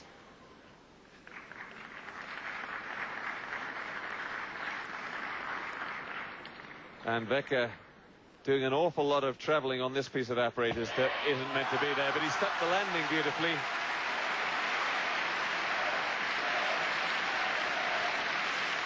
Well, I think he's prepared to wave and clap his hands and try a little bit of gamesmanship there, but he didn't get everything right by any means, and I should be most surprised if he gets above Li Jing and Vladimir Artyomov. This is where the routine was going much better. The straddle up elephant lift and the half turn. And this was the highlight of the routine, really, the dismount. He really killed the landing. If that's all the judges saw, then he would be up in the gold medal position. But Andreas Becker had a poor start. He very nearly overbalanced. You saw him lose his legs and really have to hollow his back. In fact, if he hadn't been such a strong man, Monica, there was no way he could have held that position. No, that really was what caused it. The strength in the shoulders, immense strength to hold that position. But we'll just wait and see if he's managed to squeeze into the medals. Because Mogilny made mistakes too, so he only needs to beat 9.725 to get the bronze. 9.887, that is the bronze for him. Quick rundown on the results then. The parallel bars equal first. The golds go to Li Jing of China and Vladimir Artyomov of the Soviet Union. The bronze to Andreas Becker with that 9.887. And on the beam, a 2nd gold for Daniela Silavash. The silver goes to Olesia Dudnik and the bronze to Gabriela Potorak. We'll take another break there. Back for the last two finals in a moment. You're just in time for the medal ceremony for the women's beam and the men's parallel bars. The presentation party have just been announced. And Daniela Silavash steps proudly onto the rostrum in the gold medal position for the 2nd time in these championships. This time, though, all alone. Last time she had to share it with Van D. And it was sheer experience that got her there. Managing to hold everything in the routine. And she knew only too well that there were better there, but they made errors.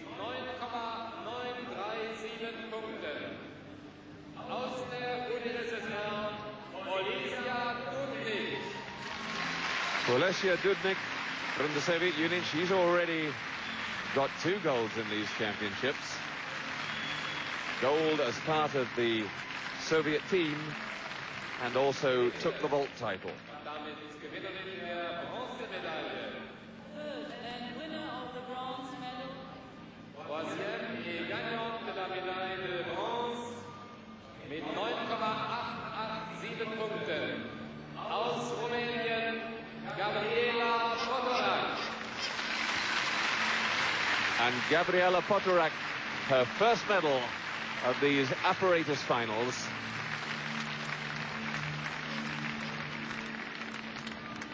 Takes the bronze.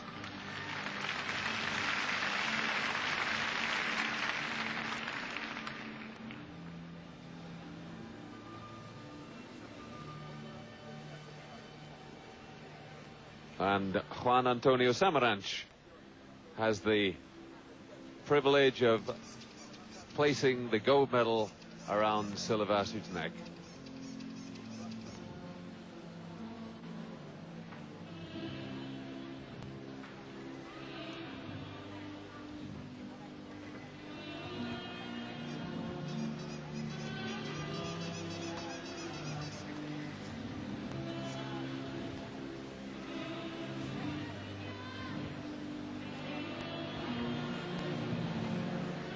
And the sponsors giving their prizes. I'm not sure what they are, but that one's certainly something substantial. I think sometimes, John, the gifts are so heavy that they present them with the empty box and they pick the gift up on the way out of the stadium. Boginski nearly dropped hers the other day, so they changed their tactics.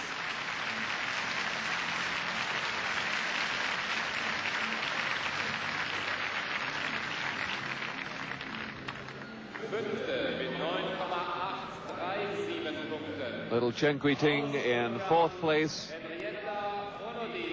Henrietta Anodi from Hungary in fifth.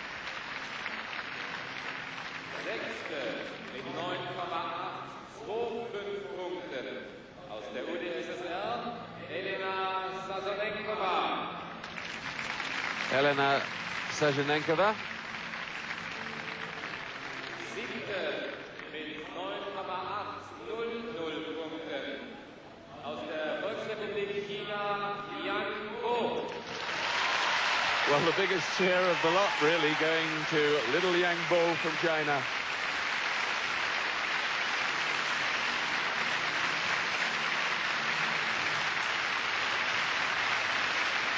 And I can't ever remember getting so nervous when watching a performer.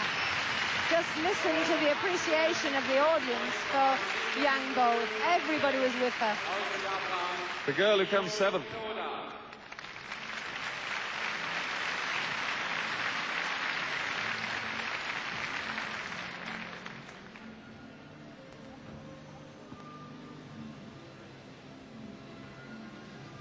And Yang Bo, who'd remained totally composed until then, when she got the response from the crowd, it all suddenly hit her.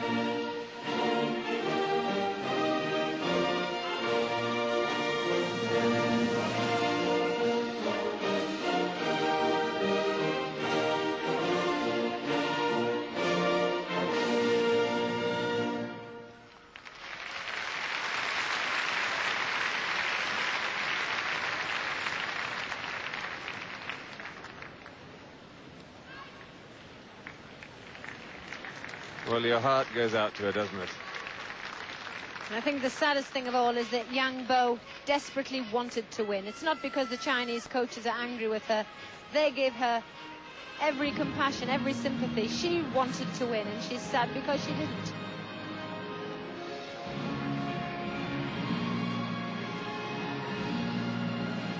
Fandy won them a gold in the A-bars, and Yang Bo dearly wanted the Chinese anthem to be the one that was played again. Siegerehrung der 25. Weltmeisterschaften im Kunstturnen Stuttgart 1989. Victory ceremony of the 25th. And so by no means a Soviet domination in these apparatus finals. Now the men's parallel bar presentation, and Vladimir Artyomov having to share the gold medal. Frank Edmonds, Mitglied des Exekutivkomitees des Internationalen Turnerbundes. Horst Ritter, Mitglied des Organisationskomitees. Die Ehrenpreise überreicht der Oberbürgermeister der Stadt Stuttgart, Dr. Manfred Rommel. Erster und damit Weltmeister am Barren 1989. First and world champions at the Parallel Bars 1989. Premier et champion du monde au bar parallèle 1989. Mit 9,90 Punkten aus der UdSSR Vladimir Artemov. Und aus der Volksrepublik China Li Jing. Vladimir Artyomov and Li Jing step forward and stand together in the #1 spot on the rostrum. And they're the advantage of this new system, Monica, where you come in absolutely level. Li Jing was actually the second reserve for this final, substituted in Li Chunyang, probably carrying a small injury, and ends up with the gold medal. And this is really what makes it so exciting. Two very worthy performers on the #1 pedestal now. Andreas Wecker coming in to take the bronze, just squeezing past the Soviet Valentin Mogilny, who held on to the bronze till the very last minute. Andreas Wecker now has a silver and a bronze, but his biggest piece of apparatus still to come. The last final for the men, the high bar. The last final for the women, the floor. Artyomov and Li Jing, two of the gentlemen of these championships.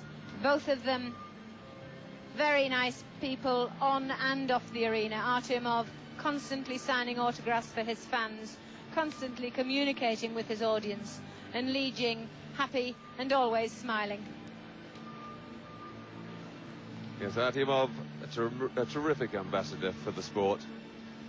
I can remember being in Vladimir 2 years ago when he and Korolev both came back from the Soviet training camp for a weekend at home, and they came into the gym to do their practice, and they were immediately surrounded by hundreds of younger gymnasts in that wonderful center of excellence they have at Vladimir, and they talked with them, explained how they were going, and really sort of enjoyed being with the younger gymnasts before they set about did the practice, because even on a weekend off they still had to go through their exercises before they reported back to the training camp.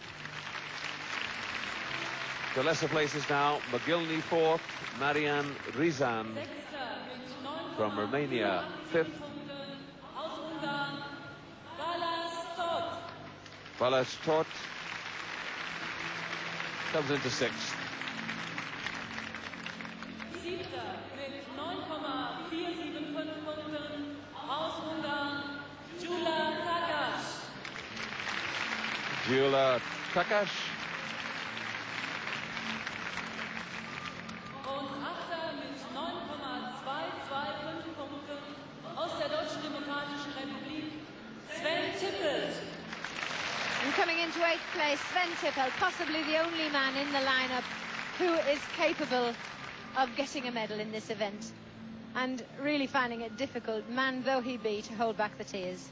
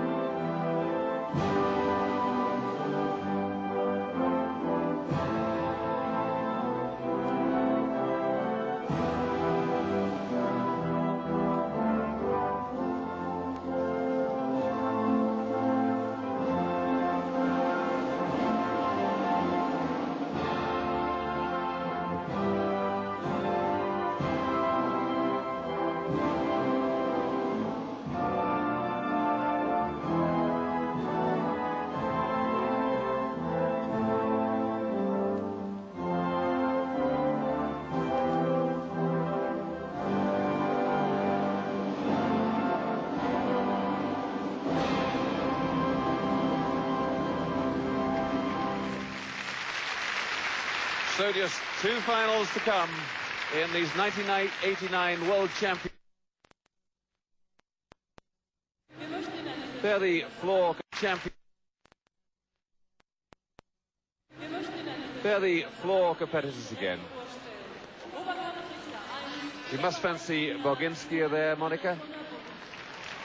Well, I do fancy her to win, but I don't think she's the best.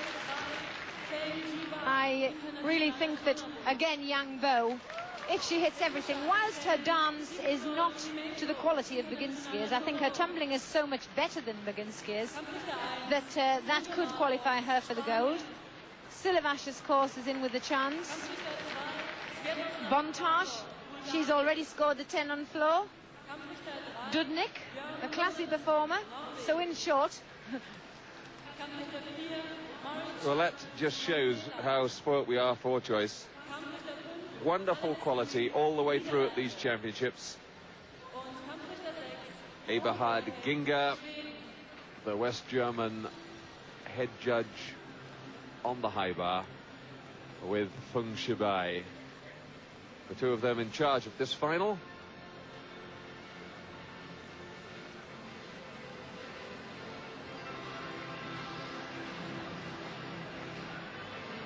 And high bar, for me, the most thrilling of the men's pieces.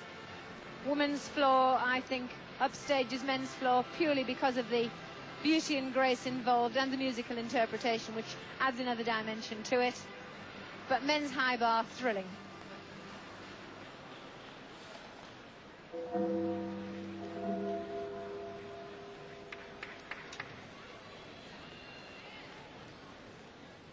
Well, the 3-minute warm-up finish bell goes, but the men, in fact, still have 2 to go on the high bar.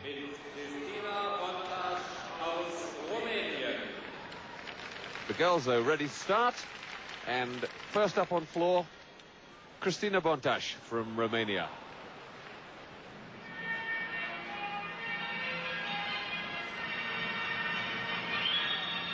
Oh, that was a nice opener. Double back straight. She had an extra bit of adrenaline there. Really lifted it well.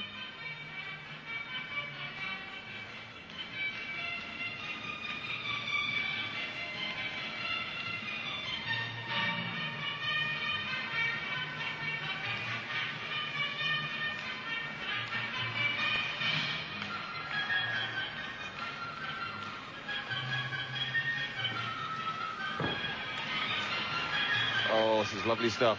Pull in, back out, and she works out of it and goes back on another run, finishing that with a double tuck back.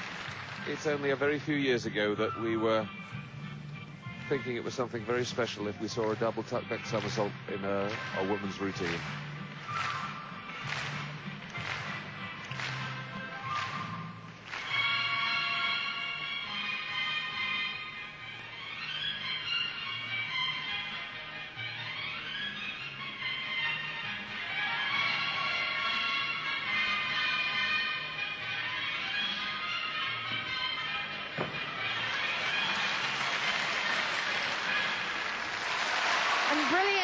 Brilliant work there from Bontash.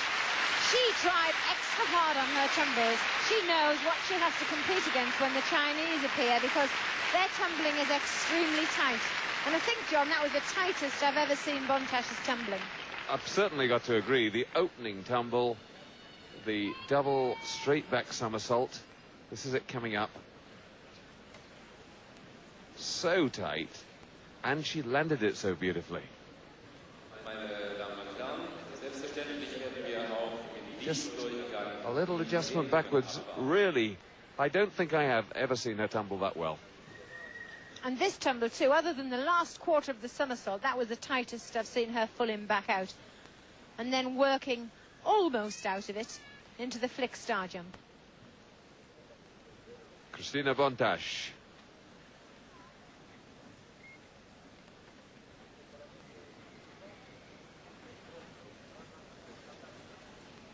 Final run, and the flick-flacks, they're the speed-building movements. There's the whip-back, that's a flick-flack without the hands. Then the double back-tucked, high, well-lifted, the landing not spotted, the lunge out of it, designed for safety. And Christina Bontes, not 16 until December, 9.962. 2 tens in there, the Belgian judge and the French judge. The others all 9.95. Apart from the first judge who gave it 9.9. That goes, so does one of the tens, and then the other 4 averaged. New face to the individual finals, Vladimir Novikov from the Soviet Union. He didn't make the individual all-round final because he wasn't amongst the top 3 Soviets in their team, and only 3 are allowed from each country. Brilliant stuff. 2 catch-evs straight into a Ginga. That's 3 release and catch moves under his belt.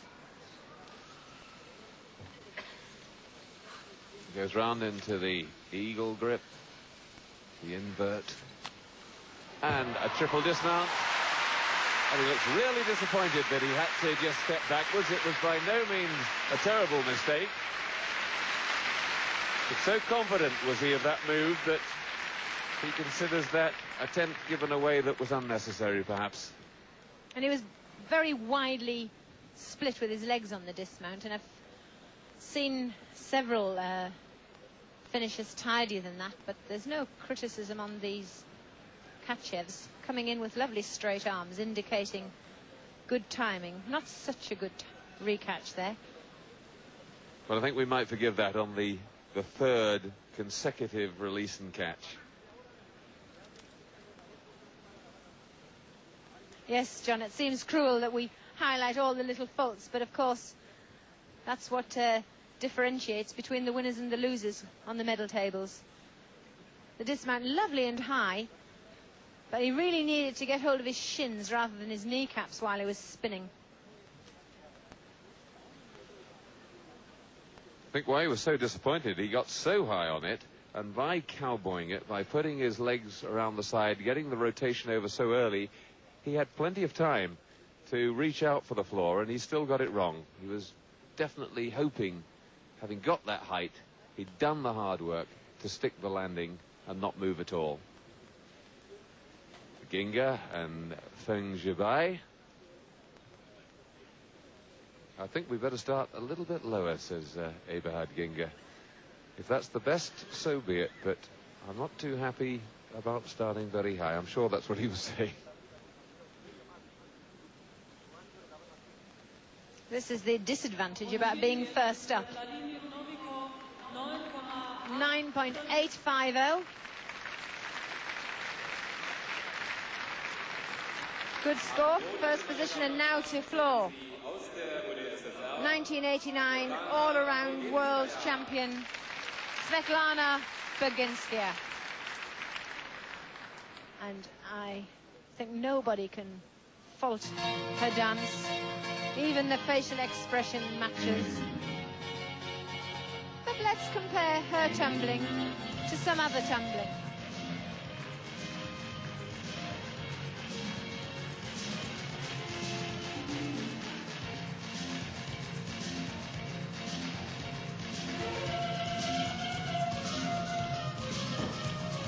Pull in, back out, tight. That was beautiful.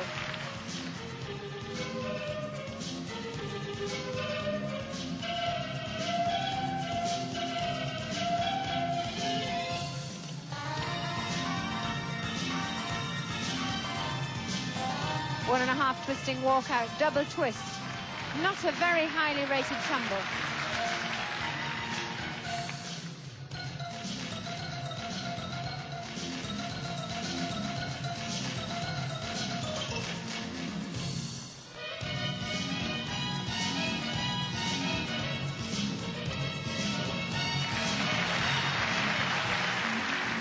High, very well controlled double back.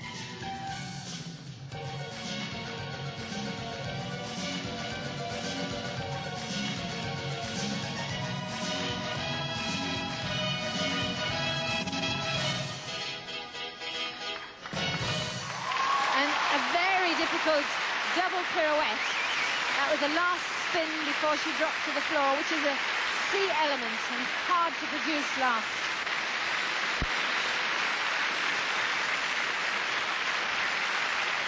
Berginskaya going through that exercise so beautifully.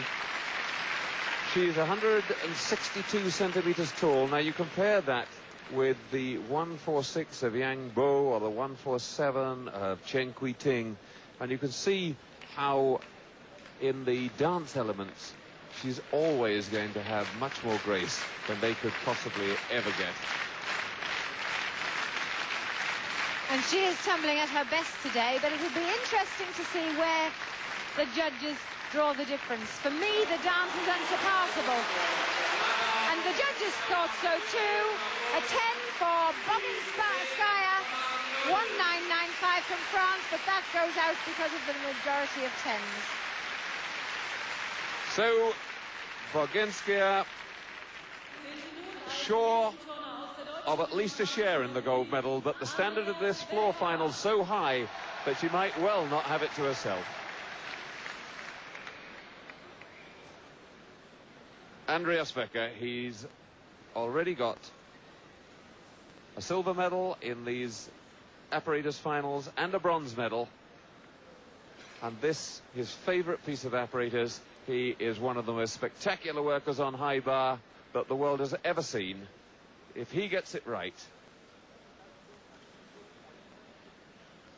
then we could be seeing the gold medalist on this piece. He's the European champion, won that last May in Stockholm. Here goes.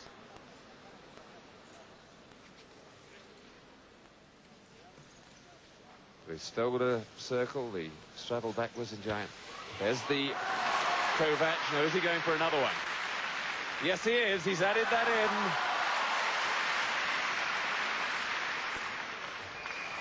Kachev.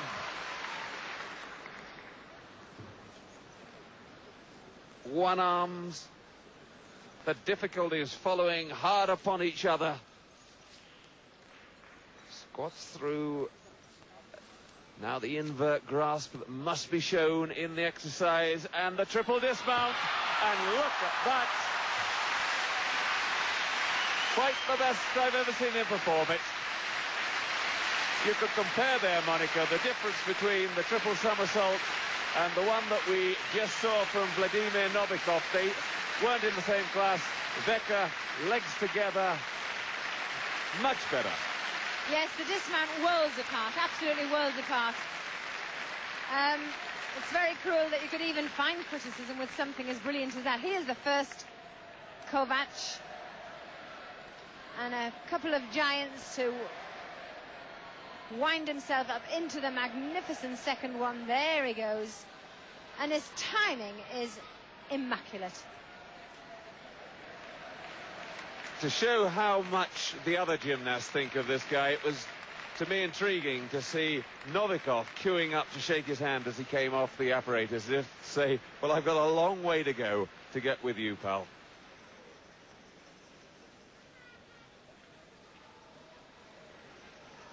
Eberhard Ginger, the head judge, a real stickler on his judging. And if anybody's not going to give 10s, it's going to be Ginger. But just on sheer content, getting through it all with no major faults, he's going to find it tough not to with Wecker. Well, I think the only grounds that they could deduct any marks is the fact that he had his Kovac's. They're great moves, the only man in the world to do two, but he didn't have two big release and catches linked absolutely together. Totally impassive face, Eberhard Ginger. And they've gone really quite low, 9.787. Well, they've seen something in there that I haven't. Well, I think it's the Kovac as he's performed before. He had his legs split and he didn't have big release and catches directly linked. Alessia Dudnik from the Soviet Union to floor.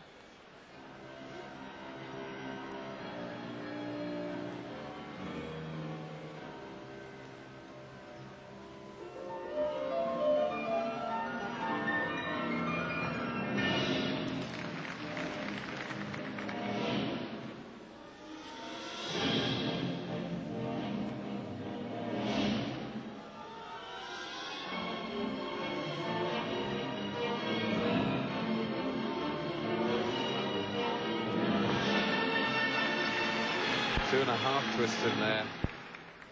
and coming out of it exactly right to keep working.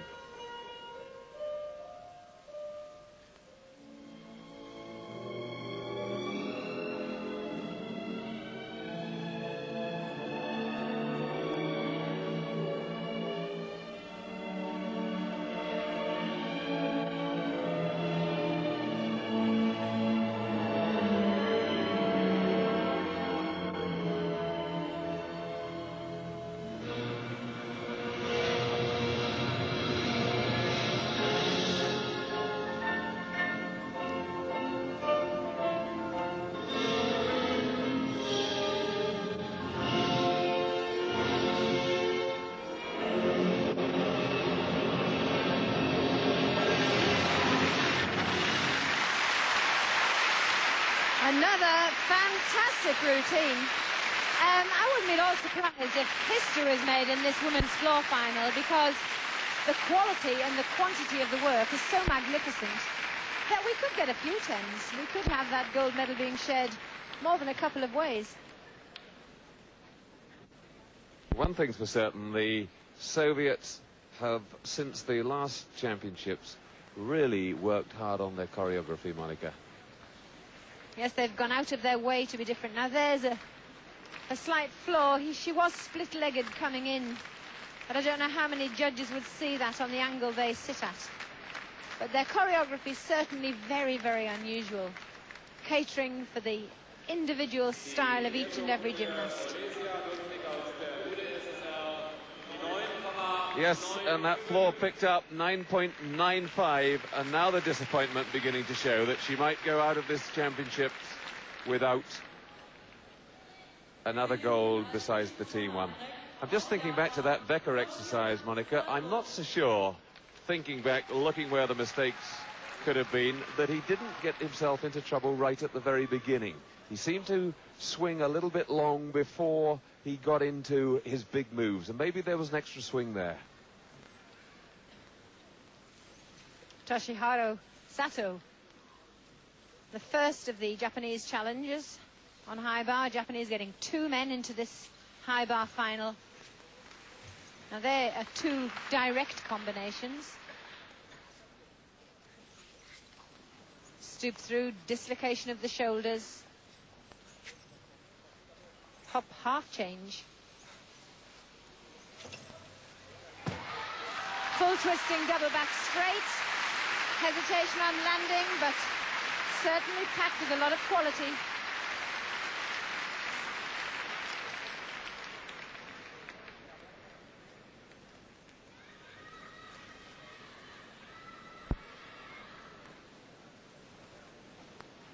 Toshihiro Sato from Osaka, 20 years old.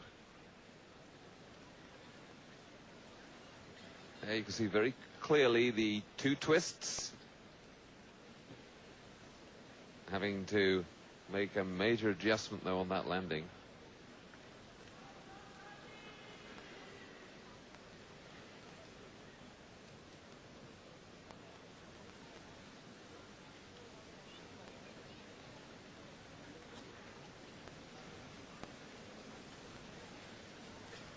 Seeing it the second time, there's me saying you can see very clearly the 2 twists. The second time I only saw 1 twist.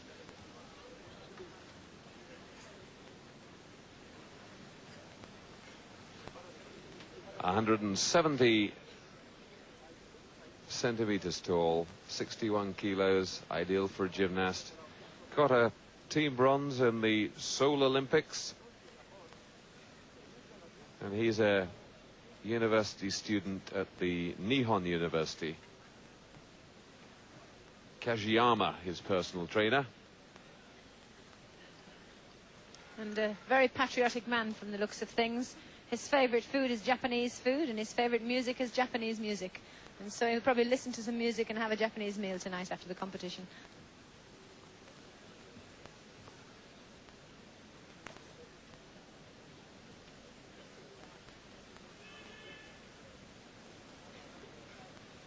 Und hier die Wertung für Toshihiro Sato aus Japan ist die 9,762.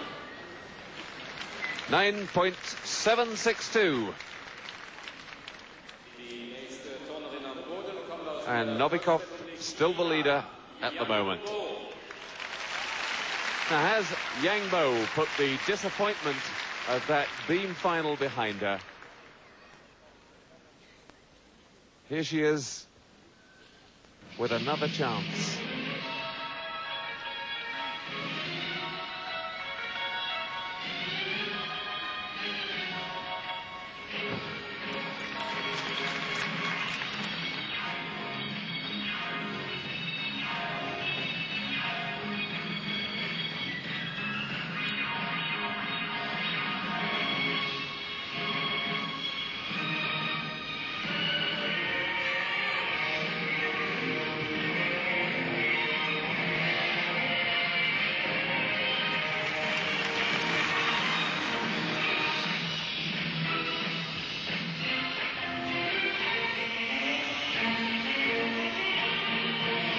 Where she came to grief in the earlier rounds on the double pirouette.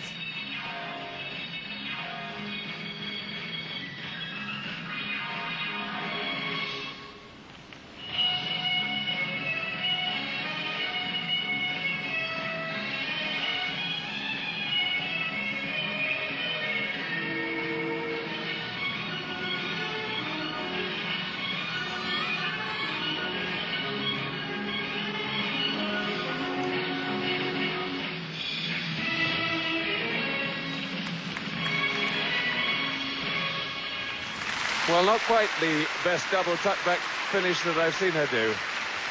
The tumbling and the technical expertise is wonderful, but it's really an age inadequacy.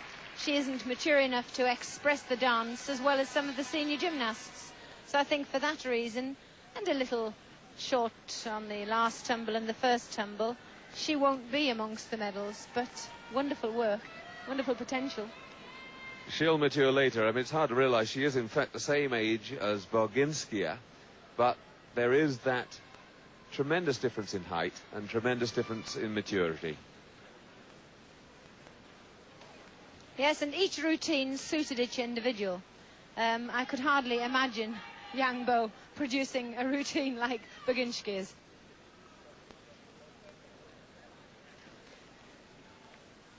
But lovely technique, lovely extension of the legs, tight body shape in the twists.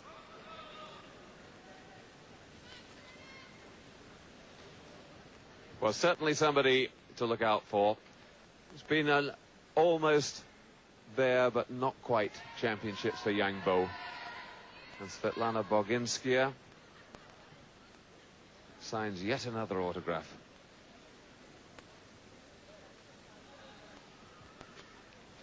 It's a good job they asked her when she'd finished her floor routine and not before, otherwise they could have well had a book thrown back over the balcony. Boginskaya is very single-minded before her events, but now she'll be relaxing. She knows she's got a gold in the bag, she just doesn't know whether she's got it all to herself. Yang Bo, a fair score, 9.775. Really wasn't 9.9 material.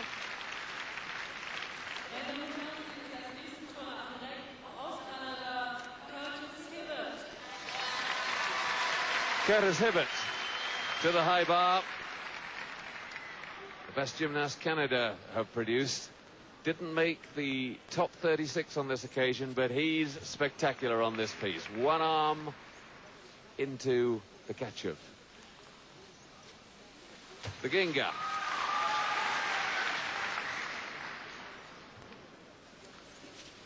Won a silver on this piece in the 87 World Championships. So he's been here before.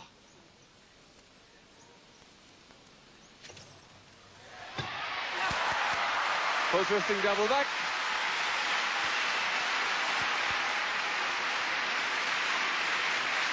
Really going for moves within his ability and to suit his style. It swung nicely. Tremendous size, man. Very, very stocky. Not too tall, but 167 centimetres. 72 kilos, though. Yes, and that's getting on the heavy side. He was actually born in Jamaica, but emigrated to Canada. This is where he gets his difficulty in. One arm to the Ginga somersault. lives in Downsview, Ontario.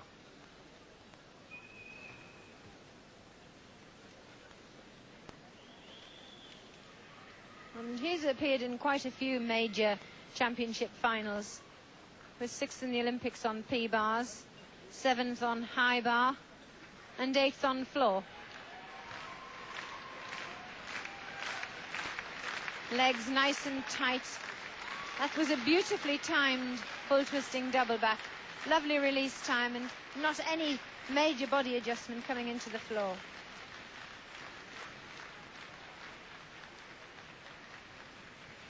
He's at York University.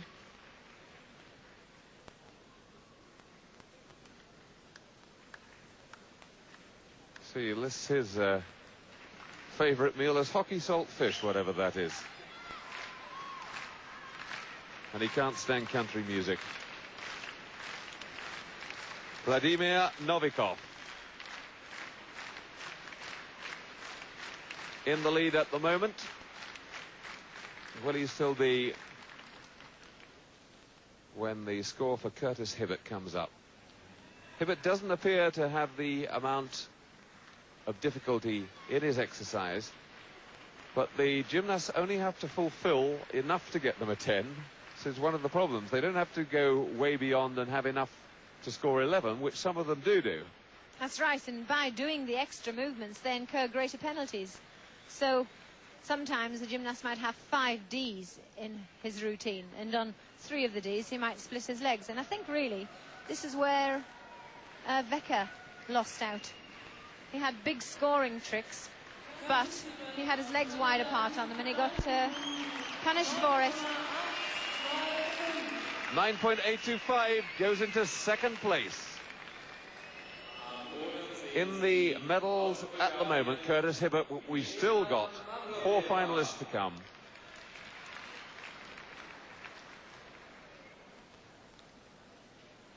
Milena Madrovdieva from Bulgaria.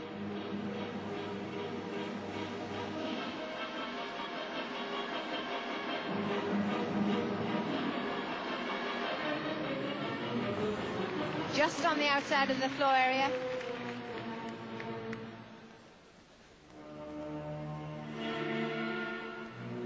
Milena was 8th in the European Championships on floor.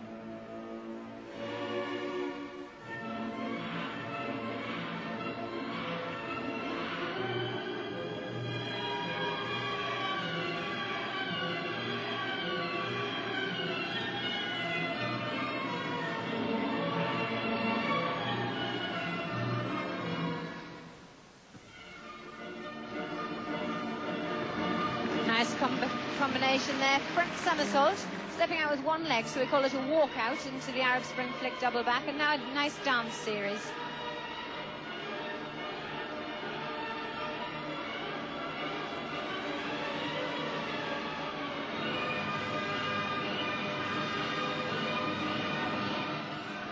And definitely out of the floor then.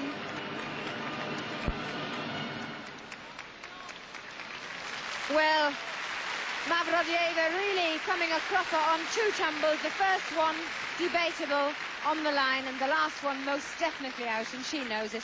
Very dejected look from her. And you could see it the moment she set off on that final tumble run, put everything in together. This the first one.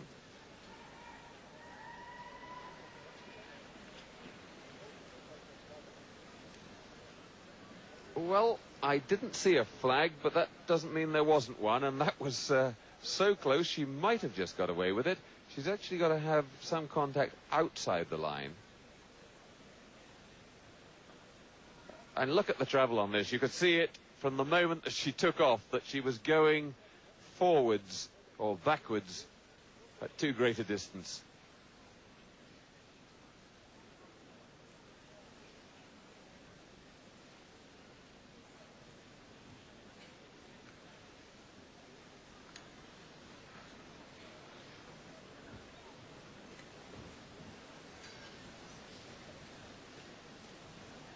Bulgarians, good reputation on the floor on European and World Championships, But Mavrodieva really living on the reputation of the team rather than on her present form. Bulgarians in good shape at the Olympic Games, but really not holding their own as well as they did in this championship. With the retirement of Boriana Stoyanova and Diana Dudova, no real big stars to lead their team.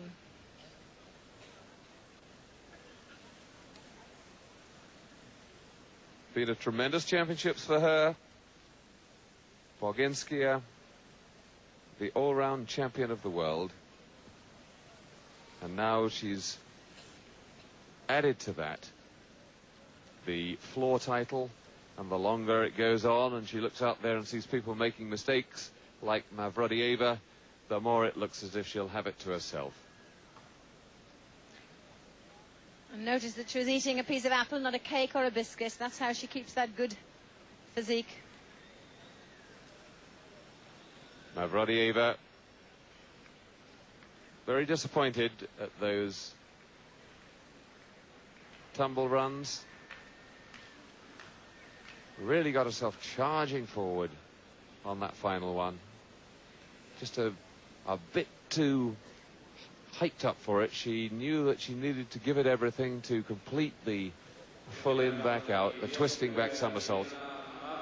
A penalty of 0.1 you can see on the screen there for going out of the floor area, and the score 9.825.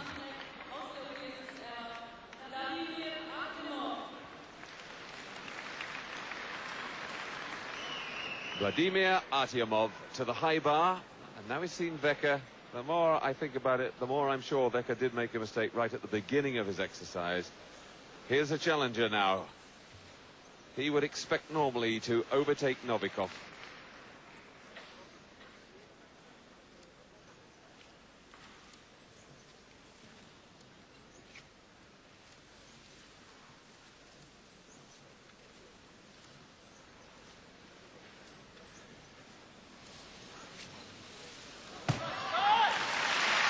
Went well and smartly, but I think there'll be better than that to come. Short in difficulty for Artyomov. Quite surprising there. Artyomov has never favoured the release and catch moves a great deal. Here's one of his superior difficulty moves, though, the one arm to Kachev and then straight into Ginga. But from there, doesn't put another release and catch in at all. Goes for complicated changes in hand positions during the giant circles. And then for that beautiful dismount. Again, by present-day standards, not that difficult, this dismount. But he does execute it wonderfully, doesn't he, Monica? Oh, yes. It's, I mean, the pure height of the move. He does 2 somersaults straight above the high bar. And that takes absolutely critical timing and an immense amount of strength when he's landing, because the body weight is multiplied. The force of the body weight is horrendous coming into the floor, the higher the dismount is. Leonid Akiev. It's a generally very contented Russian men's camp, isn't it? Yes, I think they've got over their hitch earlier on in the day, but Akiev seems quite pleased with Artyomov's routine. And Artyomov did have complicated hand changes at the end.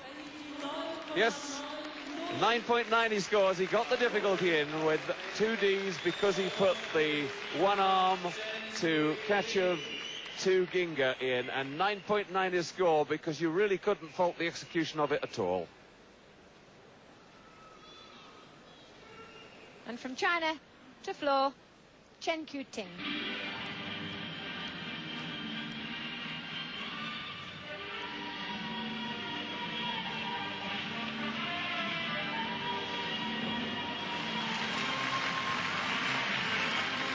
That's how many tumbles you can put across a floor when you're only 1 meter 47 centimeters tall.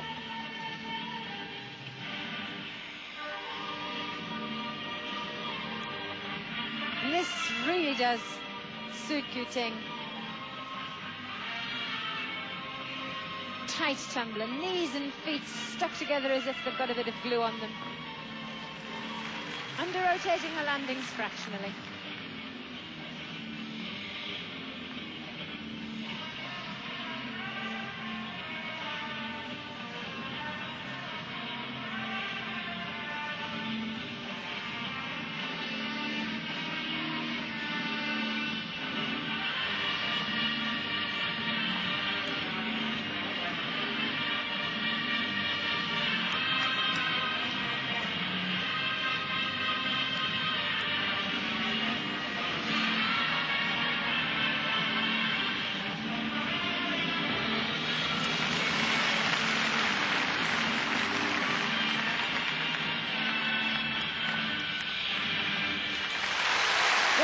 Some excellent tumbling, but unfortunately, hidden in the middle was quite a nasty error. Did a double pirouette and dropped onto the heel 1.5 times round, so she would lose the value of that element. But Yang Bo, really delighted for her teammate. They're such good friends, it's wonderful to see.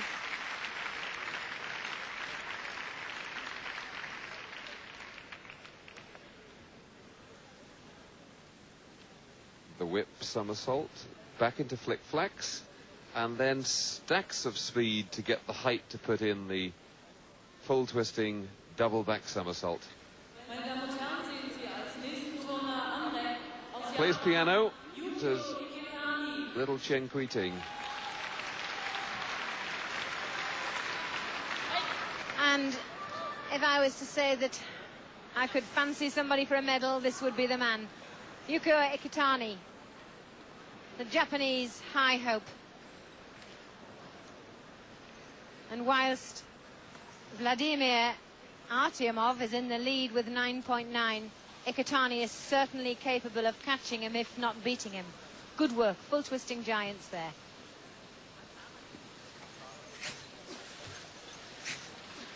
Catches in combination.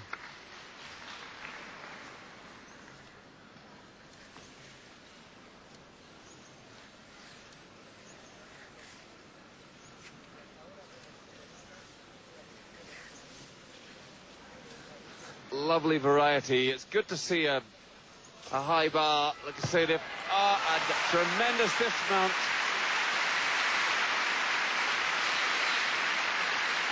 Well, I think he could equal Artyomov. He had two little faults. He had a stoop through and back to handstand in the middle, and he just fractionally bent his legs when he stooped his legs through, and then that little jump forward on landing. But miles more content than Artyomov. Extends those catch-ups beautifully, really swung them, has to be dead right in the first one to get into the second one. Both re-caught with straight arms.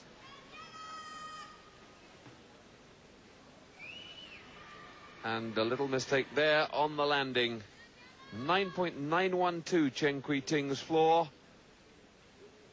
Fourth place at the moment. Meine Damen und Herren, am Boden aus Rumänien, Daniela Silivash. Well, it would be a great day for Silivash after so much disappointment if she could come back and take 3 Apparatus gold medals. She's got 2 already, and she must be in with a chance on floor of equaling Boginska. Slammed that. Full in, back out, down. Absolutely right.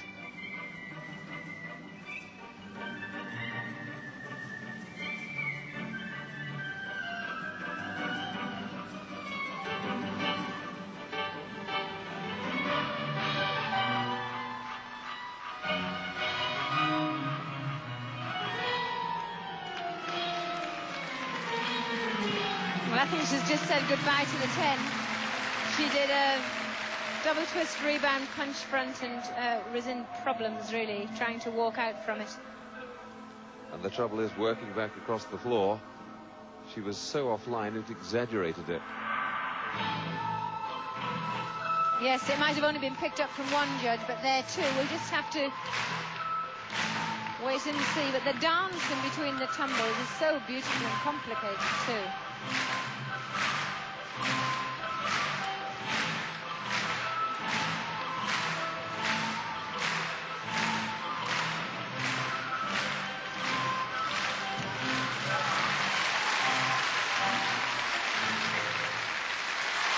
Well, a lovely exercise apart from that one little bit in the middle. Now, it just depends how they saw it. Boginskaya looks at it as if... I think she actually likes Silivash's floor exercise. Oh, yes, I think she appreciated it. I think she was saying it was nice, but also I'm sure that Boginskaya has got the goal to herself.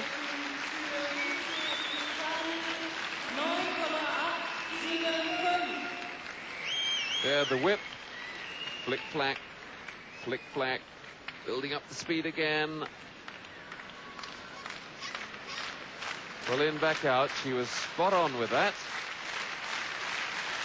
The crowd trying to whip up the judges towards a 10, but I hope we get a chance to see this second one. Here it is, but she's got a 10, I've got to tell you. A 10 for Silivash.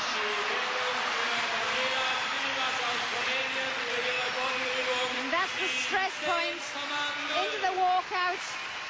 But the judges didn't think that was enough to dock her, and so she shares the gold medal with Svetlana Boginskaya. And Boginskaya not too impressed. Silivash in total despair 2 days ago.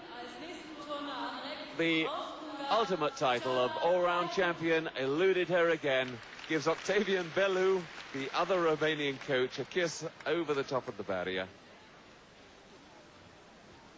Yukio Ikitani scored 9.875 for his high bar. Takes him into the silver medal position at the moment. This is Shaba Fajkuj now, 7th to go of the 8 finalists. Well, you won't see a more difficult combination, but he paid the penalty. It looked as if he'd succeeded, but he took too much out of the swing and rhythm and couldn't keep the exercise going. Oh, he's got some tricks in here. When this all goes together properly, double twisting, double back, he was going for everything. So many mistakes, but worth looking at just because of the content. You could almost say that's a routine of the future, Monica. That was some routine. Such a pity it didn't come off. But he blew it. He stopped on the top of the bar and lost 5/10 and then just sneaked his fingers down to support himself on the landing.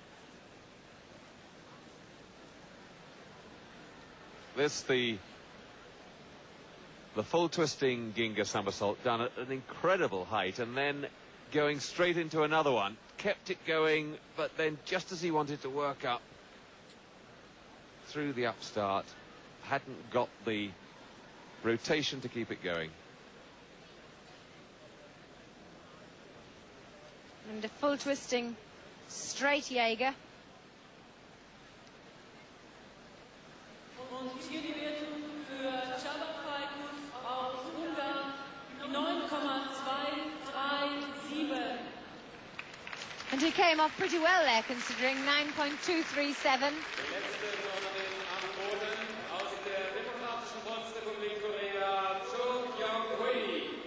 There's the man in the gold medal position. He knows he's got no threat coming from Shaba Fajkuj. Choi Gwong-hui from Korea, North Korea. Only Korean in this afternoon's finals. Oh, and she really came to grief. Built enough speed from the flick-flacks, but just landed all fours. That's 5/10 away for her.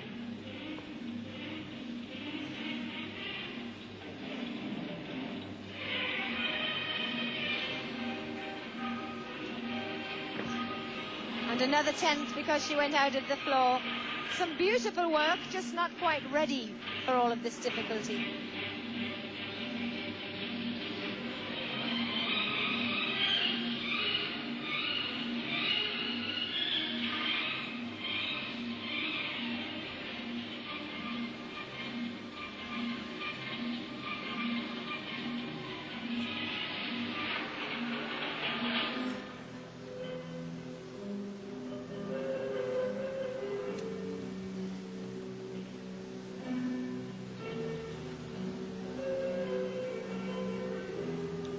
suiting the change in tempo.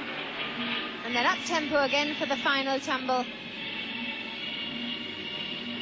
Wang Hui really is going to be a star of the future, but putting in more difficult tumbles than her strength permits her to cope with at the moment.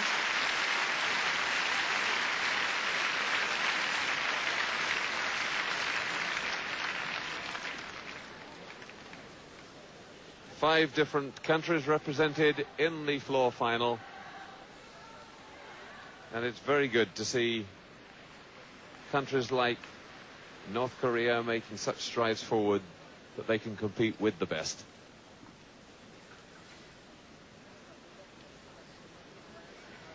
She makes that diagonal across the floor look as if it's about 100 meters long. She puts so many tumbles in there. Yes, the flick-flacks do serve to build up speed and then transfer that speed into height.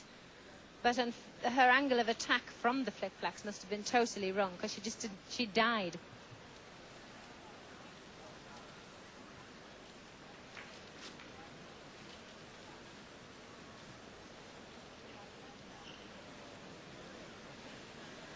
But we've seen some wonderful floor exercises in this individual apparatus final. They really have been so close to each other.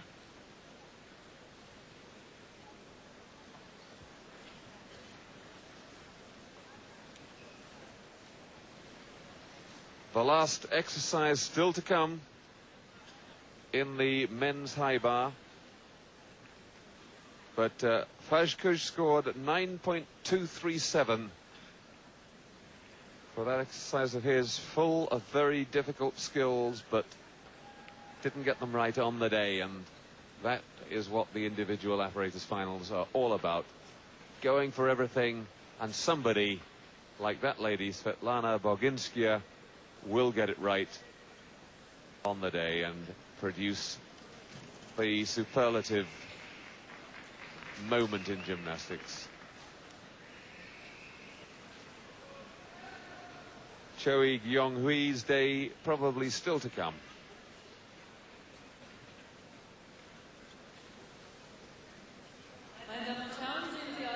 The mark only out of 9.9, remember, because she put her foot out of the 12-meter arena.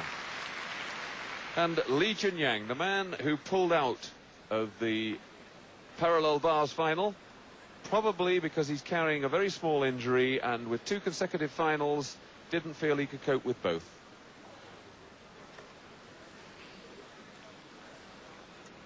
Yes, or on the other hand, it could be a tactical move, because he wanted to put all of his eggs in one basket, and he feels that this is his very best piece.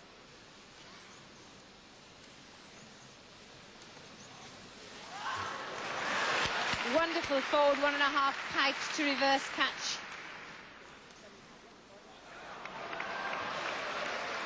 And that is magnificent work.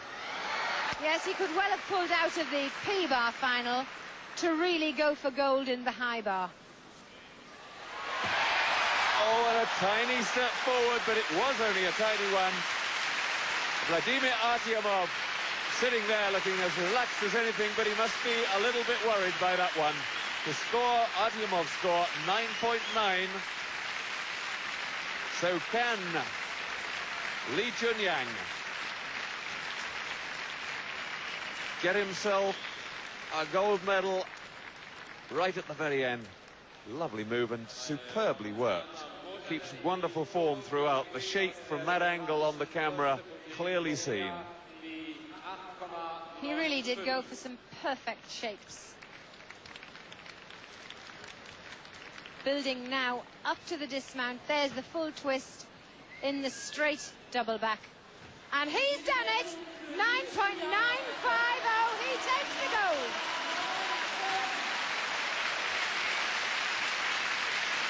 .9, the lowest score. All the others agreed that it was only worth a .05 deduction. He gets the gold medal.